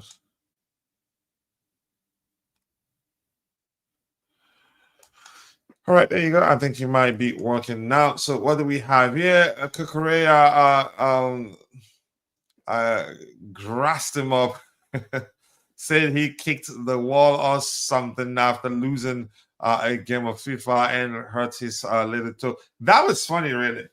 In all honesty, that was very funny. Again, at the time, I thought the manager was just playing a mind game that he would definitely play against Barcelona and Arsenal, especially after we heard that, the club got him a custom-made shoes to help with the toe injury. But yeah, I did ask the question how we've all at one point or the other stumped our toes on something in the house, but I don't think it has happened to me to a measure where where I'd say if I want to play football that I can't play. Even growing up, I've had situations where I stump my toe and still play with it, but I'm I'm not trying to be a jerk here. What happened to him happened to him. I wasn't there when it happened, so I don't think it makes sense to just try to argue that it was nothing serious, if you get my point. Let's see. Keep dropping the likes on the stream, people. The likes do go a long way. We will play. Did you see him? He will play. Did you see him on the bench? Boy was ready to get an and play during the Barca game. I think he gets 30 minutes. I think if he's ready to play, I think he'd start the game. Maybe again, you could be. Chances are you're right. Chances are he comes off the bench and not start the game. But yeah, if he plays a part, I'd be happy. Give me 1 second. I'm trying to go to Vince's timeline to see if anything new emerged as the show progressed. But for some reason, Firefox is kind of slow, not loading as it should, and I don't want to start showing blank screen here. Jeez, what is this? All right. Ty says Cole Palmer may not start. Playing him against Arsenal would be too soon. I feel it, but that's just me. I'm not too sure what's going to happen. We're not sure how fit he is. But chances are the manager didn't play him against Barcelona because he was confident we were going to get a result. That he wants him to still not play and recover fully to be able to, you can say, play and be effective against Arsenal. But there's no way to tell that was the case. All right. Okay. Yeah, that leads to that guy there stretching and not displayed properly. That's showing on the screen, but does it really matter? It doesn't. Back in the day, that would have got him a massive fine. Yeah, but it depends on what happened. Yeah, it depends on what happened, really. And there's no way to tell what happened. Hello from Brazil, and that's Renato Miglorini. I hope I pronounced your last name correctly. Renato Miglorini, thank you for joining us. I'm quite sure our Brazilian fan base will grow exponentially given Estêvão Willian's exploits as a Chelsea player, and I love it. As Jessica Frota will say on X, make Chelsea Brazil again. It was the Ian Wright Arsenal contract that he could smoke cigar or ride a motorbike. He got caught and he couldn't, you mean? Okay, he got caught and fined for risking his playing time. Yeah, because his absence will be problematic for the club. Yeah. Renato, did I pronounce your last name correctly? Renato Miglio. Okay, Renato Miglorini. I think it sounds easy to pronounce. We love Brazil. Yeah, we do. We do. I don't remember any Brazilian players we've had at the club that didn't do well. They all, except for the one that came on loan in Pato, and you could argue at the time he was washed already. Thank you so much for saying that. And we do love Brazilians too. So I wanted to check if anything, something new emerged as the show progressed. I'm not sure anything did, but Firefox is acting weird in a weird manner right now. It's not loading the pages. Yeah, the page is slowing down for some reason. I think X is the reason that is happening, and I'm not sure why. So I don't like it when that happens. Let's see if anything new has emerged.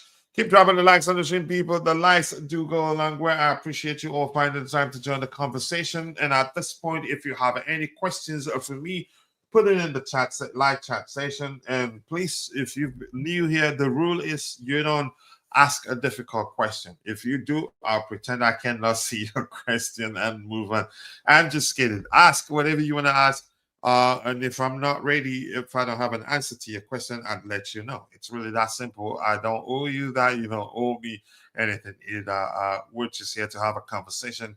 And in most cases, after a debate, arrive to or at a sensible conclusion. So, yeah, good news. Slot is staying. I'm happy. But here's the thing. I've said this before. Tactically, I don't trust him. But one thing I want to make clear is this: Liverpool will eventually click. And I did tell people when some was saying if they sign Isaac, what's the other player they signed, then that's it, that they're definitely winning the league. Is it Ekitike? Yeah, I think so. I told them no. Because, yeah, if you paid attention, they made a lot of changes. And if you pay attention, the importance, if you knew the importance of the players they let go, one in particular, in the one that joined Bayern Munich, and the other one that it'd be correct to call Mr. and Mrs. Darwin Núñez, irrespective of whether he misses, you could say, the easiest of chances. There are other aspects of his games that helped Liverpool be, you can say, contributed to Liverpool's strength. Yeah. Now, so eventually they will click. They'll start winning games easily, but it might take a bit of time because right now, their issue, it'd be correct to say that their problem is compounded by the fact that they seem to be suffering also from lack of confidence, and that's a huge, huge problem to solve. Usually, when a team's poor form turns into a low confidence, it becomes a much more difficult problem to solve. It's either the manager leaves or the manager makes wholesome changes and stick with the newly introduced players, part the changes in question for a while to turn things around. So, and you can say in their case, low confidence is a factor now, and coming back from it is not going to be easy. But the truth remains, eventually it will click. But right now, you could argue they're definitely not necessarily out of the title race. It could change like this. But let's see. Keep dropping the likes on the stream, people. The likes do go a long way. 18 likes on the landscape view and 9 likes on the vertical view. We can do much, much better than those numbers. All right, let's see. What else do we have here? We have, I need to shut off this because, yeah, it just leads to the line being a lot. That reads, honestly, I like our setup and attacker, but my only going into Arsenal game is their physicality and set piece. If we can match their intensity, we will give them a real fight. I think we can. The whole thing comes down to how the manager, what approach the manager feels like will be the one to help us get a good result against them on the day. Yeah. Let's see. Those Arsenal players have so much energy. It's almost suspicious. The FA might need to pop into their dressing room for a little, dope test. I get it. But dang it, it's just average overall. Liverpool signed Isaac Ekitike and Weeds plus another, and I think the right back or right wing, the replacement for the one that went to Real Madrid and paid 500 million, and Calaga, the end said nothing. He actually did say they need to make signings in January. Have you not seen that? Yeah, he said they need to make some. Yeah. Thank you so much for saying that, Renato. Tommy Glarini, I appreciate you. Yep. Miglorini.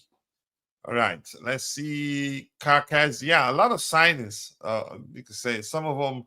I'm not sure, but that's by the way. Let's look at what we have. Yeah, give me 1 second. Yeah, did I remove it? Really? All right. Look at it. Slot is staying. Yeah, it looks like. But I did see something clearly fake news right now that suggests that that he been sacked. All right, Sean Wright Phillips urges Chelsea to sign Newcastle centre back Malik Tiao. Is that how you pronounce his name? Obviously, it's a big crew of me to say Chelsea needed to go and buy him already. But in terms of his ability, he is exactly what that backline needs. Newcastle are no longer a selling club. If we go and say we want this player, I think with the experience of another prolonged transfer saga, and I don't think we do that, except if it's going to be a transactional transfer, if you understand what I mean, just like we did, we sold them. What's this kid that I love so much? But initially it was a loan, but the deal, deep in the deal, we had something, that made it clear that this was just us, that we're selling him to Newcastle United as long as he played a certain number of games. So, and we have a good relationship, owner to owner relationship. Actually, I don't think we do that, and they're no longer a selling club. Actually, I don't want us. I wouldn't want us to do that either. And chances are we're not going to sign centre back. Mikel Arteta on facing Chelsea. I think he probably praise us. That's his thing. You can say the Pep disciples is their thing to praise the opposition team. You just have to watch the game they played against Barcelona to understand how difficult and tough it would be, and what a good team Chelsea are. But I get it. I think this guy, if the season ends and he doesn't win anything, I think he'd be gone. Honestly. Let's see what else we have here. Keep dropping the likes and sharing the likes to go along when Newcastle has called the castle doors tend to be rubbed too much. Can we keep dropping the likes on the stream, people? 19 likes on the landscape view. We should be doing a lot better than that. And if you have any questions, drop it. I'll try to answer it. And I want to hear your thoughts. What do we have to do to beat Arsenal? Let's hear your opinion. So Cucurella had two plans. Stay tight when Yamal is receiving the ball, and if he's far from Yamal, mark the space. He likes cutting in and show him outside. It works. And I remember the pregame show, you can say the match preview show, prediction, you can say the lineup prediction exercise. I did say, yeah, Yamal to a considerable extent is actually very predictable. He's always cutting back in. And if you're allowed, but he's so dangerous that he's so good at, you can say, doing that, that even though you knew he was going to do that, you'd still find it difficult to stop him.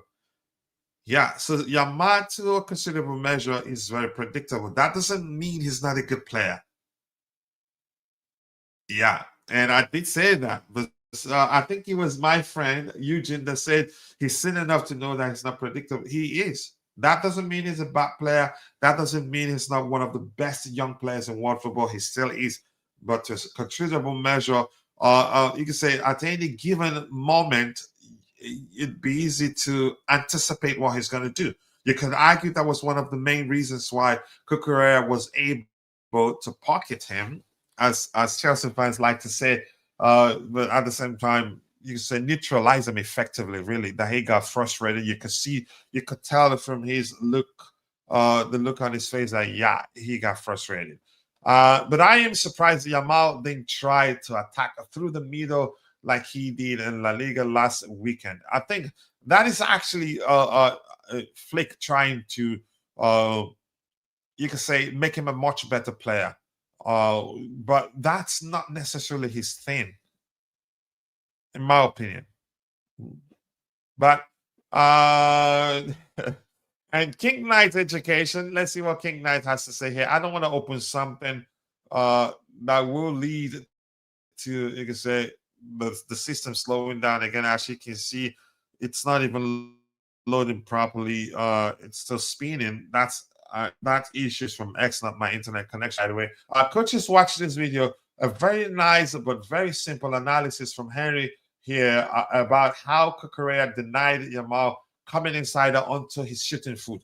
Again, this actually highlights, you could say, or justifies my argument that Yamal is predictable to a considerable extent. Because, yeah, almost always cutting back in and trying to shoot. Yeah, as Henry put it there, he's trying to, you could say, cut back in and utilize his shooting foot. So yeah, Joshua Kimmich. Okay, let's see. Joshua Kimmich rates a Chelsea Football Club over Arsenal. It was clear that it wouldn't be a game like the one against Chelsea, where it's most about playing football. I knew he was going to cook Arsenal. It doesn't matter. The way the opposition plays doesn't really matter. This has gone dark again, and I'm not sure how soon it shows. I don't like it. It's become quirky of late. So I knew Joshua Kimmich was going to complain about Arsenal, you can say, how defensively solid they are. For me, I don't care. You can say it gets them results. I don't complain about how, you can say, the opposition team, how they defend. Does it matter? It doesn't freaking matter. It's something that has worked for them. Let them do their thing. So I saw that he's picked Chelsea over them because we play in a manner that, you can say, doesn't frustrate. We played in a manner that didn't frustrate them the time we played against them. So he's just cooking Arsenal for being defensively solid, in my opinion. Where did we stop here? Okay, because we've read that, and big up to you too. Let's go back to Vince's timeline. Dang it, it's still dark, which means it's not loading properly. So I'm just gonna remove that window. I'm gonna go with this window and not show that. I'm trying to fix that so they'll be able to look at what we have on the screen together. But yeah, X has been quirky of late. It's not working, really. It's still spinning. And I don't want to show you that screen, really. So if you have any questions, drop it. I'll try to address it. And remember, please don't ask difficult questions. Otherwise, I will pretend I cannot see your question. And by the way, I think maybe I will just refresh this, then go to this window so you see how Chelsea compares to Arsenal, irrespective of whether we have uh, uh, um, a crop of extremely highly talented players. I think they're more of a unit than we are, and it'd be correct to say right now they are the better side on paper, but the better side doesn't always win. But we're going by what hot numbers tell us, and also eye tests too. Both complement each other. You could argue it'd be accurate to say that, yeah, Arsenal the better side at the moment. More importantly, they're more of a unit than we are. We still have a long way to go to get to their level in terms of playing as a unit. So let's look at what this spider graph tells us. It shows that Arsenal they're better at pressing than us. More goals than us. The table doesn't lie. That you could see if you check the Premier League table, check goals tally, you'd see that they have they have better goals return than us. Better attacking numbers, better ball possession, counter attacks better than us, defending better than us. The only metric where we're slightly better than them is physicality, and I didn't even know that was going to be the case actually, but I think it's believable. But here's the thing: one thing to also pay attention to, you could say, take away from the spider graph is that Arsenal, the better side at the moment, given the fact they're more of a unit than we are. You can say that their projects have come a long way too, But it remains the disparity in terms of strength, overall strength, defined by the metrics we're looking at on the screen here. They're actually not that. You can say we're not that far behind. Yeah, we've made great progress, and that's why the disparity in those metrics, and they're not yawning. The gaps aren't yawning, just slightly better in those areas. And in the one aspect where we're better, it's slightly better than them. So they're not that much better than us. If we're going by what the numbers here tell us. Tuveo, you want to add to that? Yeah, I'm just watching the spider web there. I think, like you said, they are not better than us. We are almost the same. But advantage about them, I mean, is that they have already have Mikel Arteta, I think, for 5 or 6 years already. So they know how he plays. So with Enzo Maresca, this is his second season. So Arsenal have the upper hand in terms of that. But again, I mean, we need to quality win player, against you them. can say talent pool. You can say we have a lot of talents. They have a lot of talents. Go ahead. Sorry, I didn't mean to cut you off. Yeah, you're right. In terms of quality players, they have quality players. I can say experienced players because their average age is higher than us. At the moment, we have a lot of players that are developing at Chelsea, so that's the difference. But again, I trust Enzo Maresca. Hopefully, he have a good game plan against Arsenal on Sunday. Yeah, I agree. I mean, yep. In terms of squad strength, quality, pretty much the same. You could argue in some aspect we actually have better players, and maybe I'm just being biased because I'm a Chelsea fan. Uh, but the two teams, they do have a very good squad, but the difference is that they're more of a unit than we are, and that can make a huge difference. But that I hope they come into the game with the mindset that the 3 points already theirs. I hope they do. Well, thank you. I appreciate you saying that. Keep dropping the likes on the stream, people. The likes do go a long way. Yes, let's get the likes up, people. Please like the video and subscribe to the channel if you haven't. What else do we have here? Let me catch up so we can go news hunting on Vince's timeline. I think I've read all these things. Did I scroll back up? I probably most definitely did. So otherwise, why am I seeing those? If you've watched Sunderland, you know how physical and intense they are. That's why they made life difficult for Arsenal and us too. Yeah, and us too. I agree. They're very physical, really. Arsenal could have actually lost that game, but they didn't give up. They were persistent, pressured Sunderland too. We will need the lab type of player for that match, and if we can shut down Rice, Zubimendi, and their fullbacks, we can actually win. I think we can, but we need to put in the work needed to win. And I'm going to come back to that particular comment. Let me highlight it. I want us to talk about it.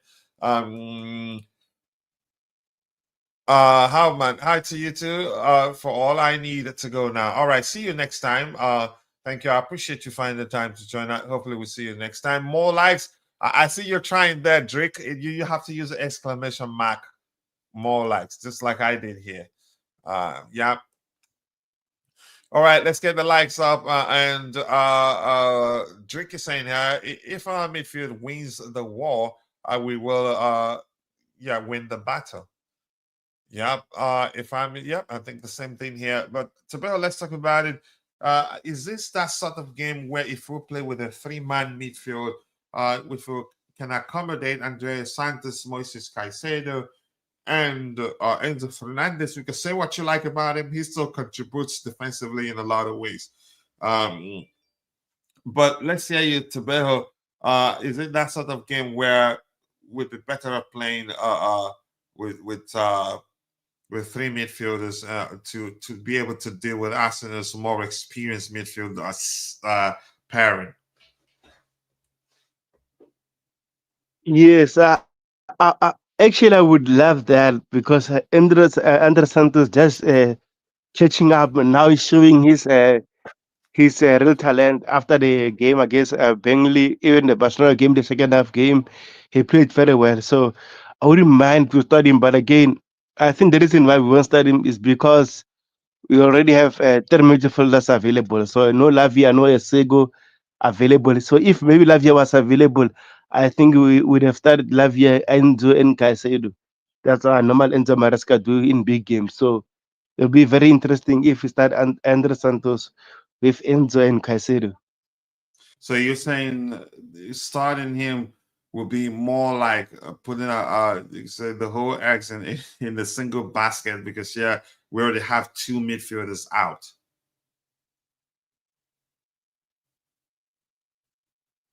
Exactly, and we're playing again on, I think on Wednesday night, if I'm mistaken. So we have to rotate these players. So I don't know, man. I would like to have them to start, but again, since Lavi and Isigo are out, it's risky for me. Yeah, I think it does make sense. We have to be economical with the midfielders we have available to us. Yeah, it wouldn't make sense to field the three of them, but I think he might actually do it. I don't know. I'm not sure why X is behaving like this, and I don't like it. We're supposed to go news hunting, and look at what it's doing. Really, I don't. Oh my gosh, I don't like Yeah, this. I don't But know why.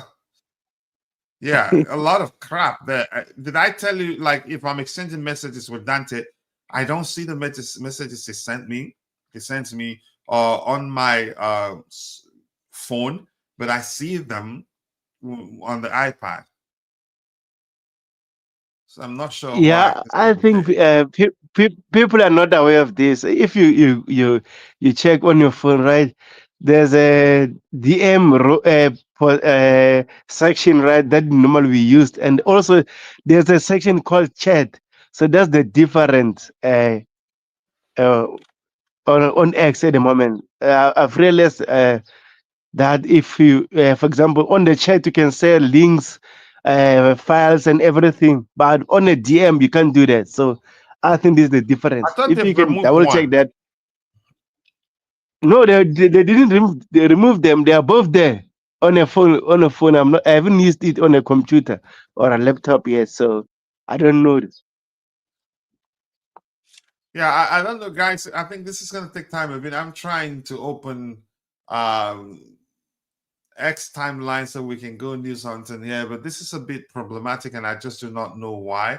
And I don't want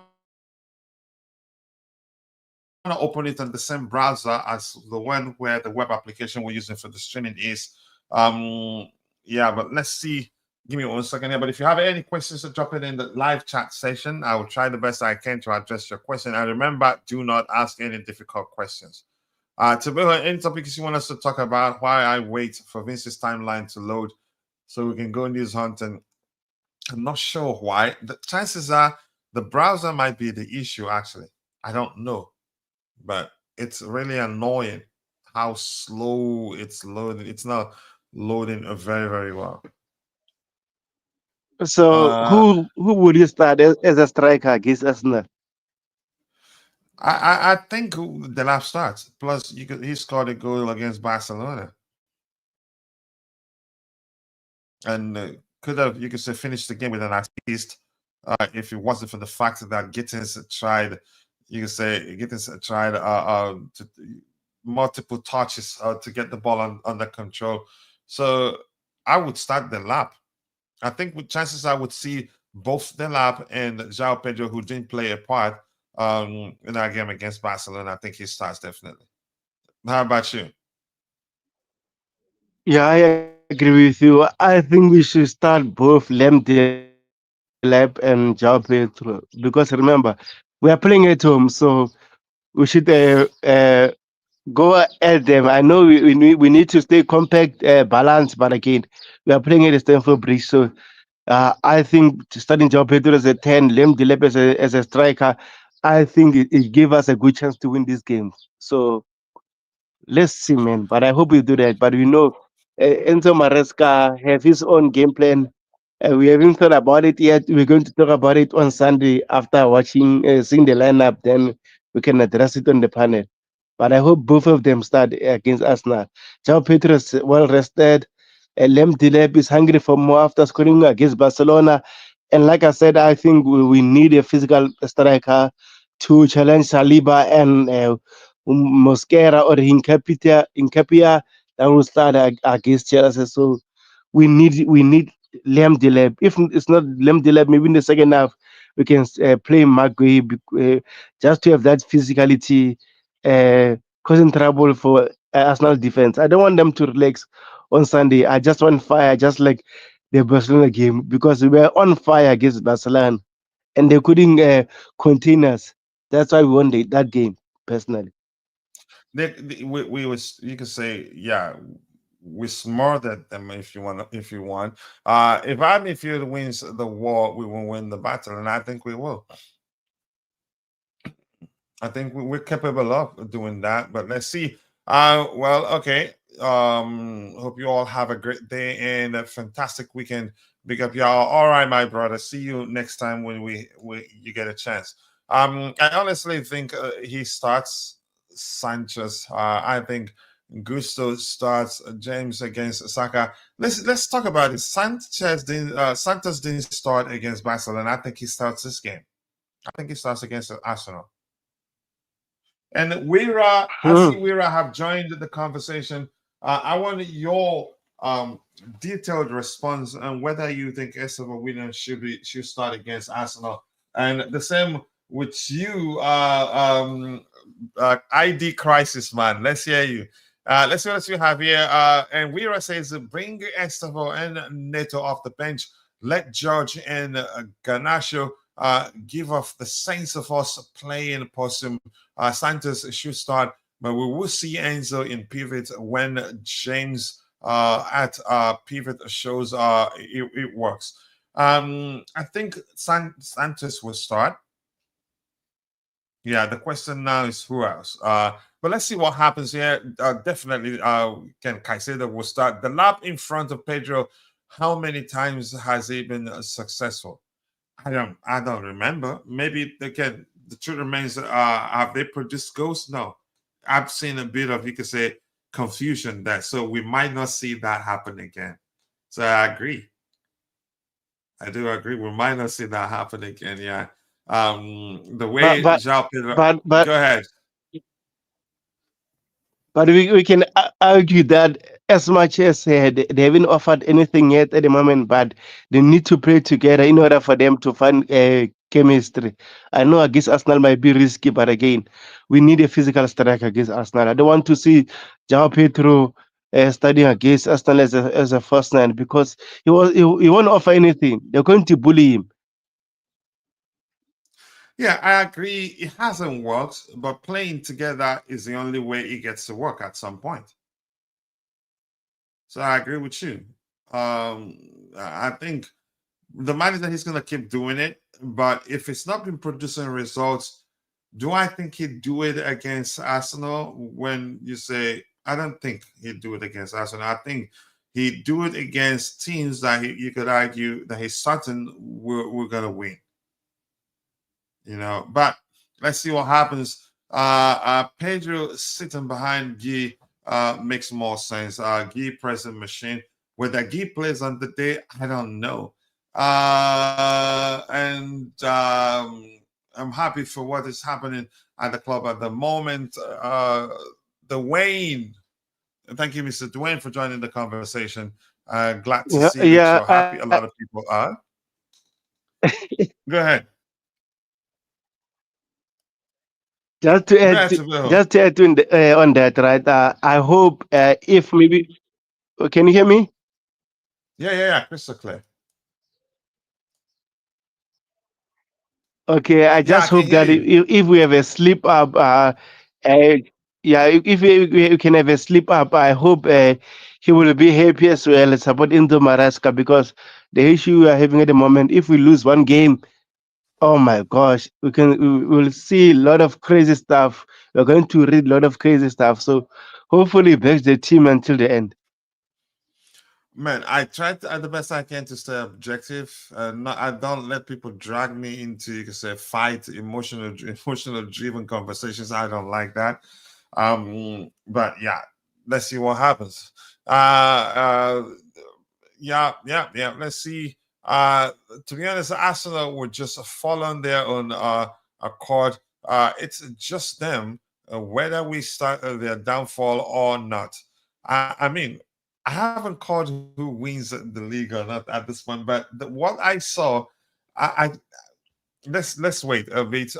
Do you think signing someone like Denzel Dumfries keeps Gusto as backup and pushing Reece James into midfield would be a good move? Jesus Christ, Dumfries in 2025. Ah, man. How old is he now? How old is Dumfries now? I'm not sure yet. I'll double check. I think he's beyond the age, and probably, it's not going to happen. Man, I don't like him, man. He doesn't fit the way we play, actually. So, nah, man. Dumfries, come on. Denzel Dumfries. How old is he now? Should be more than 25 or around 25. I'm not sure. Yeah, somewhere there. Denzel Dumfries' age. 29. 29 years. Jesus yeah, Christ. It's not going to happen. Yeah. So let's just move on. I've no need wasting my energy trying to figure out whether it makes sense to sign him or not. And Jay here says we've won one of the last 10 matches against Arsenal. Do you know? 1 second.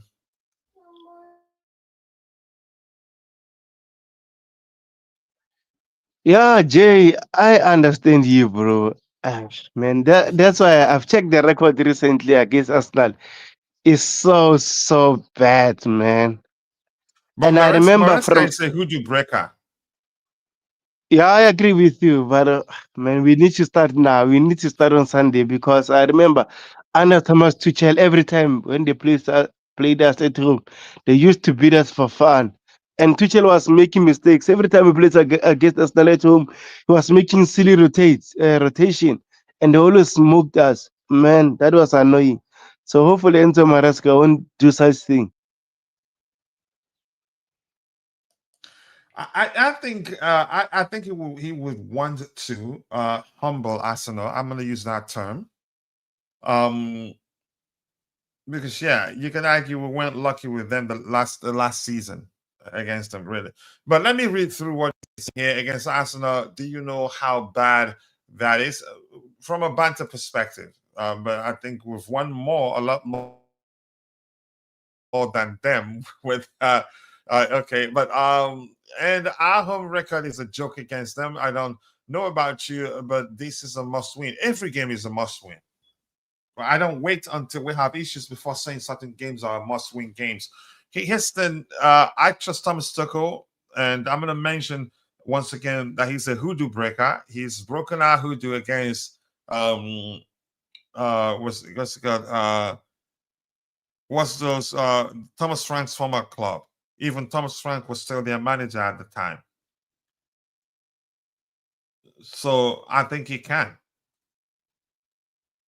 But let's see. Honestly, let's see. Big up to you too once again, Brianna Yahayu. I appreciate you finding time to join the conversation. If Arteta plays nose guard Rice in the midfield, we cannot use Enzo in pivot. We need good ball retention. If that happens, not visionary passing.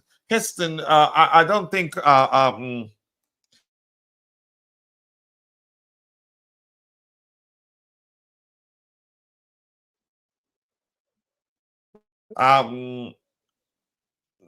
let's see. I think we'll probably play with a three-man midfield. Let's see. We'll find out what happens there. Is Lavia? Nope, not going to be available until mid-December or so. I can't remember his injury status. I didn't check. Yeah, mid-December. Santos and Caicedo start in pivot. We boost our chances of a clean sheet, even if we have to play Chalobah next to Fofana. I think you gotta respect Chalobah, even if you feel like it's not good enough. He's been actually one of our best defenders, irrespective of the fact I believe we can do better than him.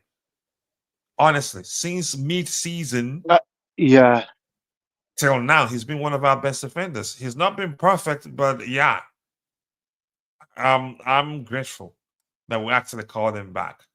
Oh yeah, 29. Thank you for that information. I don't. He's not coming, and I think salary will almost always be an issue. What else do we have here? Cuckoo and James fullback. Sanchez Caicedo pivot. I will only start Estevao on the wings if it's a George on the other flank.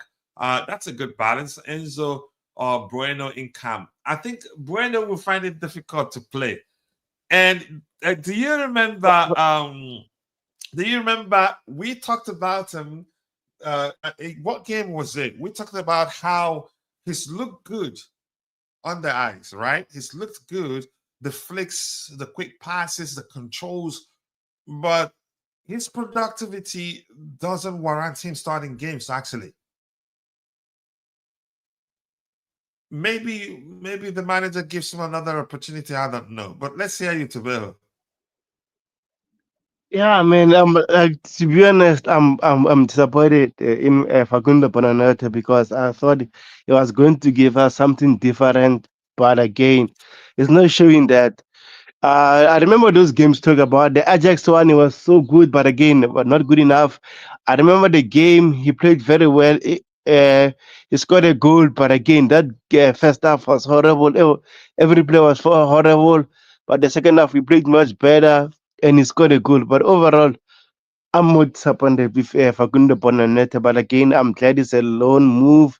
It's not a permanent deal because I was upset that we let Xavi Simons go and we signed Facundo Bonanete, which didn't make sense. But again, he said to add numbers to rest some players. Hopefully, can get better because at the moment, I don't see him starting a lot of games. He must start maybe the game against Cardiff City, maybe that one he must start. But again, Premier League, I'm not sure.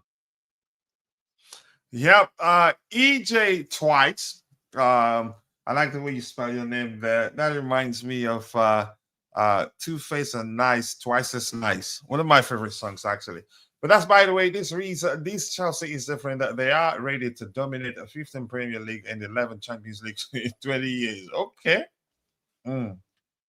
I mean, who's just never say never. But oh dang it, man, you must have visited the feature.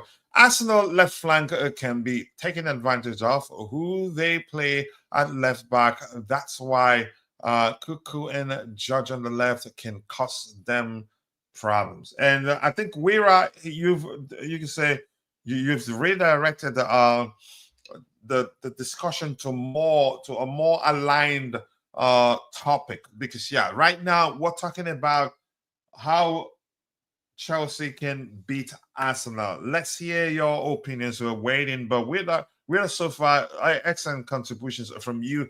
Beating 10-man Barcelona is not a major accomplishment. The real challenge is Sunday. Can they show evolution, or will they give the enemy ammunition? Even though I like the rhymes there, I still don't like you. I don't like you, man. Chimera, stop commenting. Go away. Just leave me the heck alone, okay? My series will be Badiashile and Fofana both. Still, I do that, but the chances are one of them will drop. Height building from the back is possible with the two of them, but Chalobah has to keep it as simple as possible and release the ball as quickly as possible. He's not the best at it, but he's good enough. Fofana is most intelligent and a smart defender, a good box defender too. Again, when he recovered, that is the last version of his recoveries, because there's been multiple.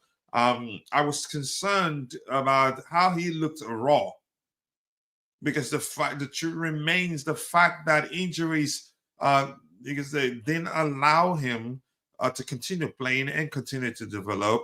He looked as raw as he was before we signed him. That's not to say he's not a good player. He's not actually, again, he's not that polished yet. But my goodness, he's one of our best center backs, and Maresca loves him. So I'd start him, and he has excellent leap in him actually. But we might see Tosin get a chance to help deal with set piece situation. And chances are we could see 3 center backs actually. Yeah. Tosin. Yeah, let's hear you. Remember, he played well. The last game he played. Why? I think Vince pointed that out. Then I took a step back and look at it. If he has good protection and we play in a manner that doesn't lead to him getting exposed on him, or him needing to catch up with the player to stop the opposition from scoring, then that's an issue. But I don't think we'll play in that manner against Arsenal. Yeah. Yeah. So good protection. Yeah, I agree with you. Yeah, but go ahead with what you're saying. What you wanted to say. Yeah, I agree with you. I think with Tosin at the moment, yeah, as much as he played very well against Burnley, um, we still need more assurance from him, because at the moment this season he haven't started good yet. So studying him against Arsenal might be much. Since returning from injury, right? Yes. So I rather prefer Fofana and Trevor Chalobah at the moment. Even people are saying Barcelona should start for balance, but again, Barcelona also came back from injury. I wouldn't mind studying them against Leeds. I think after Arsenal we're playing Leeds away from home, so I wouldn't mind that actually. Down the Arsenal game. Arsenal game, we need players that have a quick transaction, because bro, Saka, Noni Madueke, Victor Gogeret is in my start. I don't want that. I don't want to be exposed, man. Yeah, we again, really, more importantly, and Arsenal, it's their thing. I think that would be consideration for set piece situations will wield huge, a great, I guess, a measure of influence with regards to the center back pairing we see. But you could argue, João Pedro, who has excellent leap in him, can also help, and he's been helpful there in that aspect. But I still think with Tosin, honestly, all he needs is just a good protection, and we're good. And don't play, approach the game in a manner he'd find himself in a situation where he'd have to, you could say, he'd need to run back or catch up with a pacey player. And Arsenal, they have tons of pacey players. Santos is slow on the run, but Arsenal doesn't have fast midfielders anyways. Rice isn't fast. So I guess Santos, Caicedo pivot would work. Here's the thing. Santos might not be the quickest, but there's something he does that he does brilliantly well, is read the game so well that you hardly ever find him in a situation where he'd need to run to catch up with the opposition player. He's almost always at the right place at the right time. Just like that sort of footballing intelligence that Thiago Silva has. Not the quickest on the pitch, but you hardly ever find yourself, again, he hardly ever, you don't see him in a situation where he races against a player, let alone the player getting a chance to outpace him. That because he stops you from even getting that opportunity, if that makes sense. Let's see, Neto on the left and Estevao on the right, the lap as striker, and Enzo, Caicedo, Santos in midfield. I think Santos starts this game. The question now is, what other areas would the manager make adjustments to accommodate him? Because definitely Enzo Fernandez will start. I don't see a world where Enzo Fernandez don't start. So Enzo Fernandez will start, Santos will start, but one of Reece James or what's his name, Gusto will make way. Malo Gusto. Or one of João Pedro or Delap will make way. But I think most likely that adjustment will be in the attacking area. Maybe we're not gonna see what's his name, Delap and João Pedro. So it's difficult to say. So there are, if you've paid attention to the manager selection pattern, you'd know that it's not easy to figure out what he's gonna do. Because as much as he's been rotating, it's important to note that the next opposition, will you can say it's a huge factor with regards to his selection process. The opposition wields immense influence with regards to who plays next. But what I don't understand yet is how the opposition's style specifically influences his selection process. But I think I can confidently say that I have a good hold of his selection pattern. But that's, by the way, Gusto, by the way, I think starts. If anything, with series and start from the bench, because Gusto is you can say one of his most important players, in my opinion. Yeah. Let's see here. We need Santos and Caicedo in pivot to nullify Rice and Zubimendi. And something Santos does, he keeps it as simple as possible, but effective at the same time. Doesn't try to overdo it. And I like that. Yeah. Arsenal's left a flank a bit, taking advantage of. That's why it's Gusto. If Gusto is used as right back, we will probably let Trossard and Martinelli get away with SHIT performances with a goal. We don't speak French here. You get what I mean, my friend? That's why I skipped it or blipped it if you want to. I see more chemistry when James and Neto start on the right flank. Gusto takes the right back in. The disconnect happens, probably because he's played mainly in a different manner. And Ezekiel Joseph Barca, hi to you too. Thank you for joining the conversation.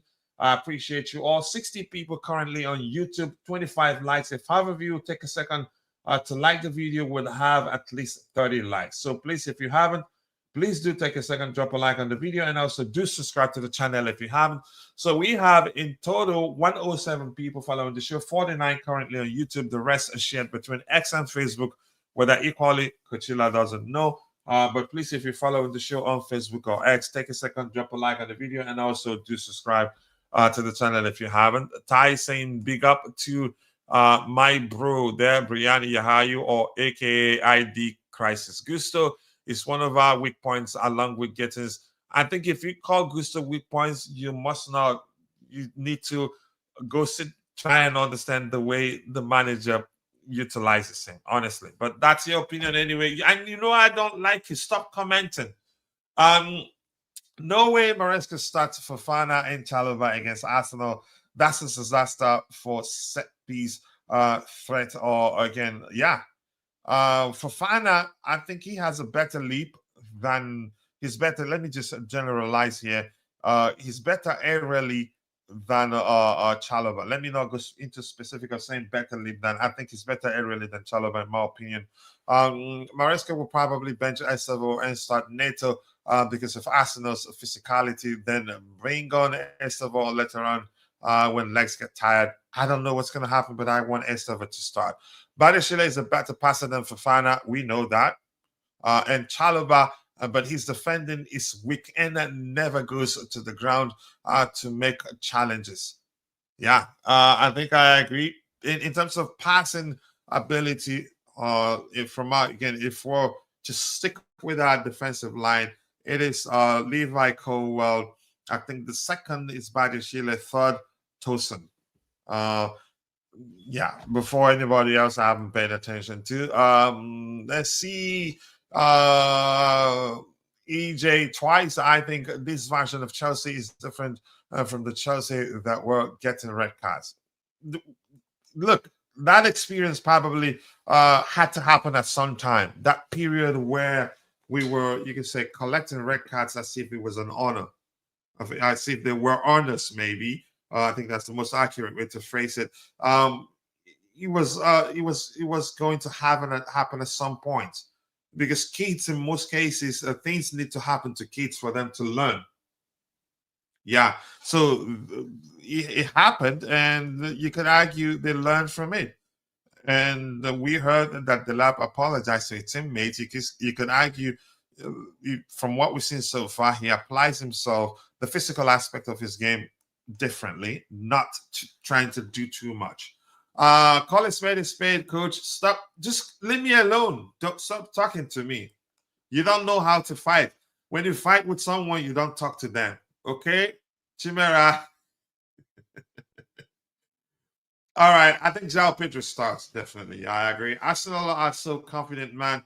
Arteta talking confidently already. I like that when that happens. That gives me confidence. Also, we're humble. We know we have a game. We know we have work to do. For them, probably, hopefully, they feel like they've secured the 3 points already. I hope that's the case. A lot of bozo moments happen against Arsenal and United. I think we're much more mature. Not a lot of bozo moments anymore.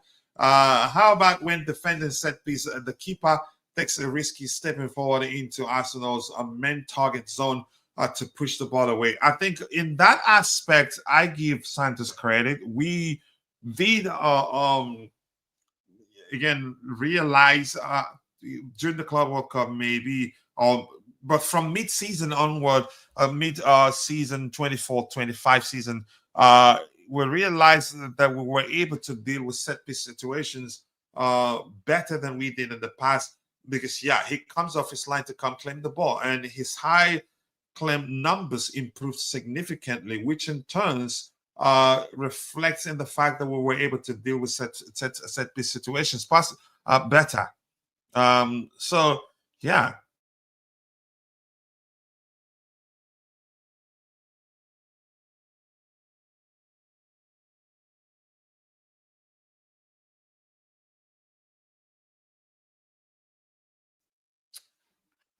All right, what else do we have here?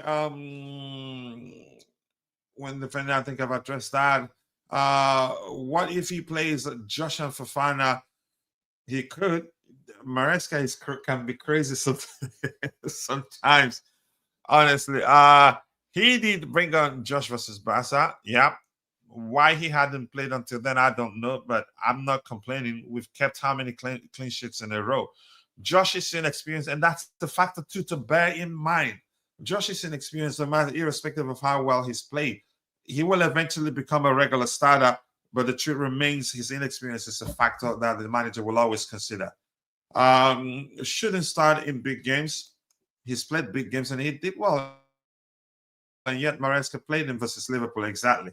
Let's stop overthinking things. Estevao is arguably the best winger in the league. We have to start him. Not even Kukurea can stop his stint. Let's talk about this. We know that. We know how good he can be. We know he's an excellent player. But the truth is, you want us to run him into the gutter. And you must bear in mind that he's the only player that you could argue capable of pulling a rabbit out of the hat to help us get results. So if we overplay him, overburden him, he gets burned out or maybe injured, our situation will broaden. It just doesn't make sense. Yeah.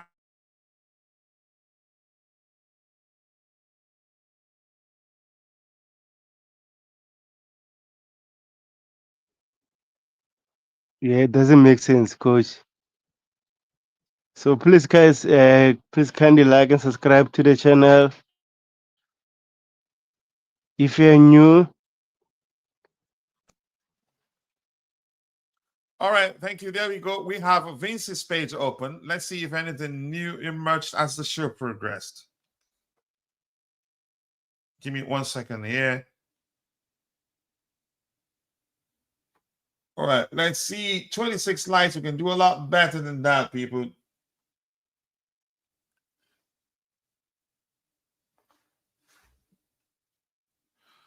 All right, let's see. What do we have here? Estevao will face off against Timber cauliflower. Better to protect him from injury. Yeah, I mean, if you understand my point. cauliflower. Some news. Yeah. Strasbourg's president, Mark Keller, we tried to work well with the technical team of Chelsea to have good players for Strasbourg. It would have been impossible for us to have Mike Pendas, Andreas Santos, or Petrovic in the past. So that's positive. But unfortunately, their fans don't see that. The Ultras, to be more specific, the Strasbourg Ultras don't see that. They whine a lot. And Strasbourg president Markella says that we are investing in a lot of young generations. It can happen that one player per year is good enough for Chelsea, but our project is to have all the players around top clubs in Europe, not just Chelsea. It's not correct to say they are coming to go to Chelsea, and that's not the way it is actually. Strasbourg president Markella, the good balance is ambition, but with tradition. That's a good one. I love me some rhymes. We are investing a lot to set up an organization around the team to help the players go higher. That's in staff data, physio, player care, and scouting networks. So enough of that. Nothing serious that I could say. The £1 billion bottle jobs. Somebody's making fun of what's his name? Jamie Carragher. Marcus Rashford on losing to Chelsea. Yeah, let's hear what he has to say there. That's an interesting one. Okay, what people are actually not seeing the page, but if we want people to see it, I think we should do this. Give me a second here.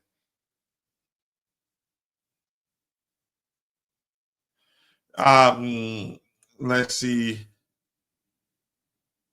Is it this one that works better? I want something that people should be able to see what we're reading on the screen here.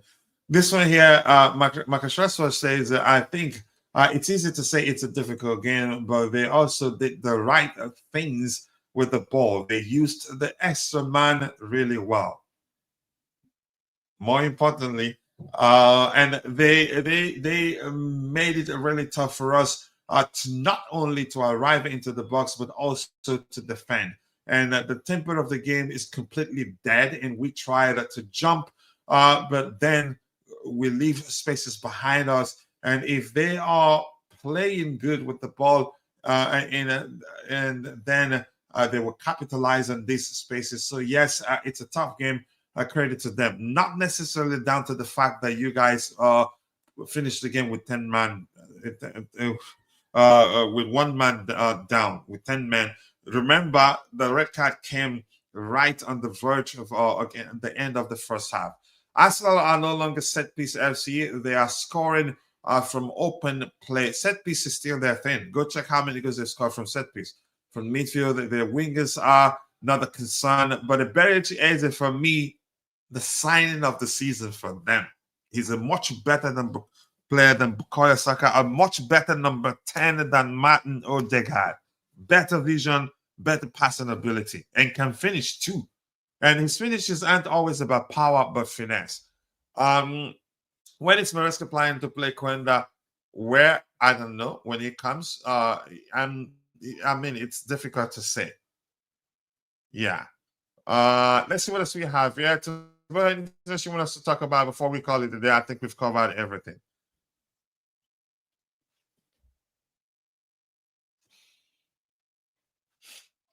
Estevao, are you there? Anything you want us to talk about? Oh no, I couldn't hear you because it's raining again now. So that's, Oh, it's raining. Okay, I was asking you anything that you want us to talk about before we call it a day. I think we've covered everything we have lined up. Remember, we still do the match preview show. We still do. I'm experimenting with the, you can say, the structure of the shows, and some. No need to talk about it here. But go ahead if you have anything else you want us to talk about. now, coach, I'm not good. I'm not good. Thanks for having me. All right. Thank you for being part of the conversation. All right, people, I want to say thank you all to all of you for finding the time to join the conversation. I cannot thank you guys enough. Thank you to Chalma24. Thank you to Ty for joining the conversation. Thank you to Wira. Wira was here. Thank you to Chimera. You're not kind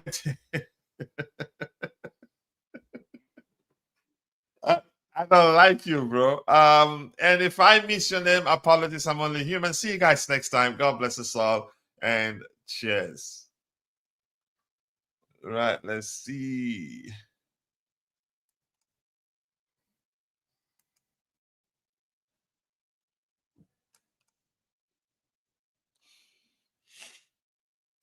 I don't know how to use StreamYard very well again. I don't even know where to find anything I'm looking for. Jesus Christ. Gotten used to using evening marks, not this guy here. Oh my world. Okay, I need to do it like this. Okay, probably comes on automatically. I don't know. So let me just end it.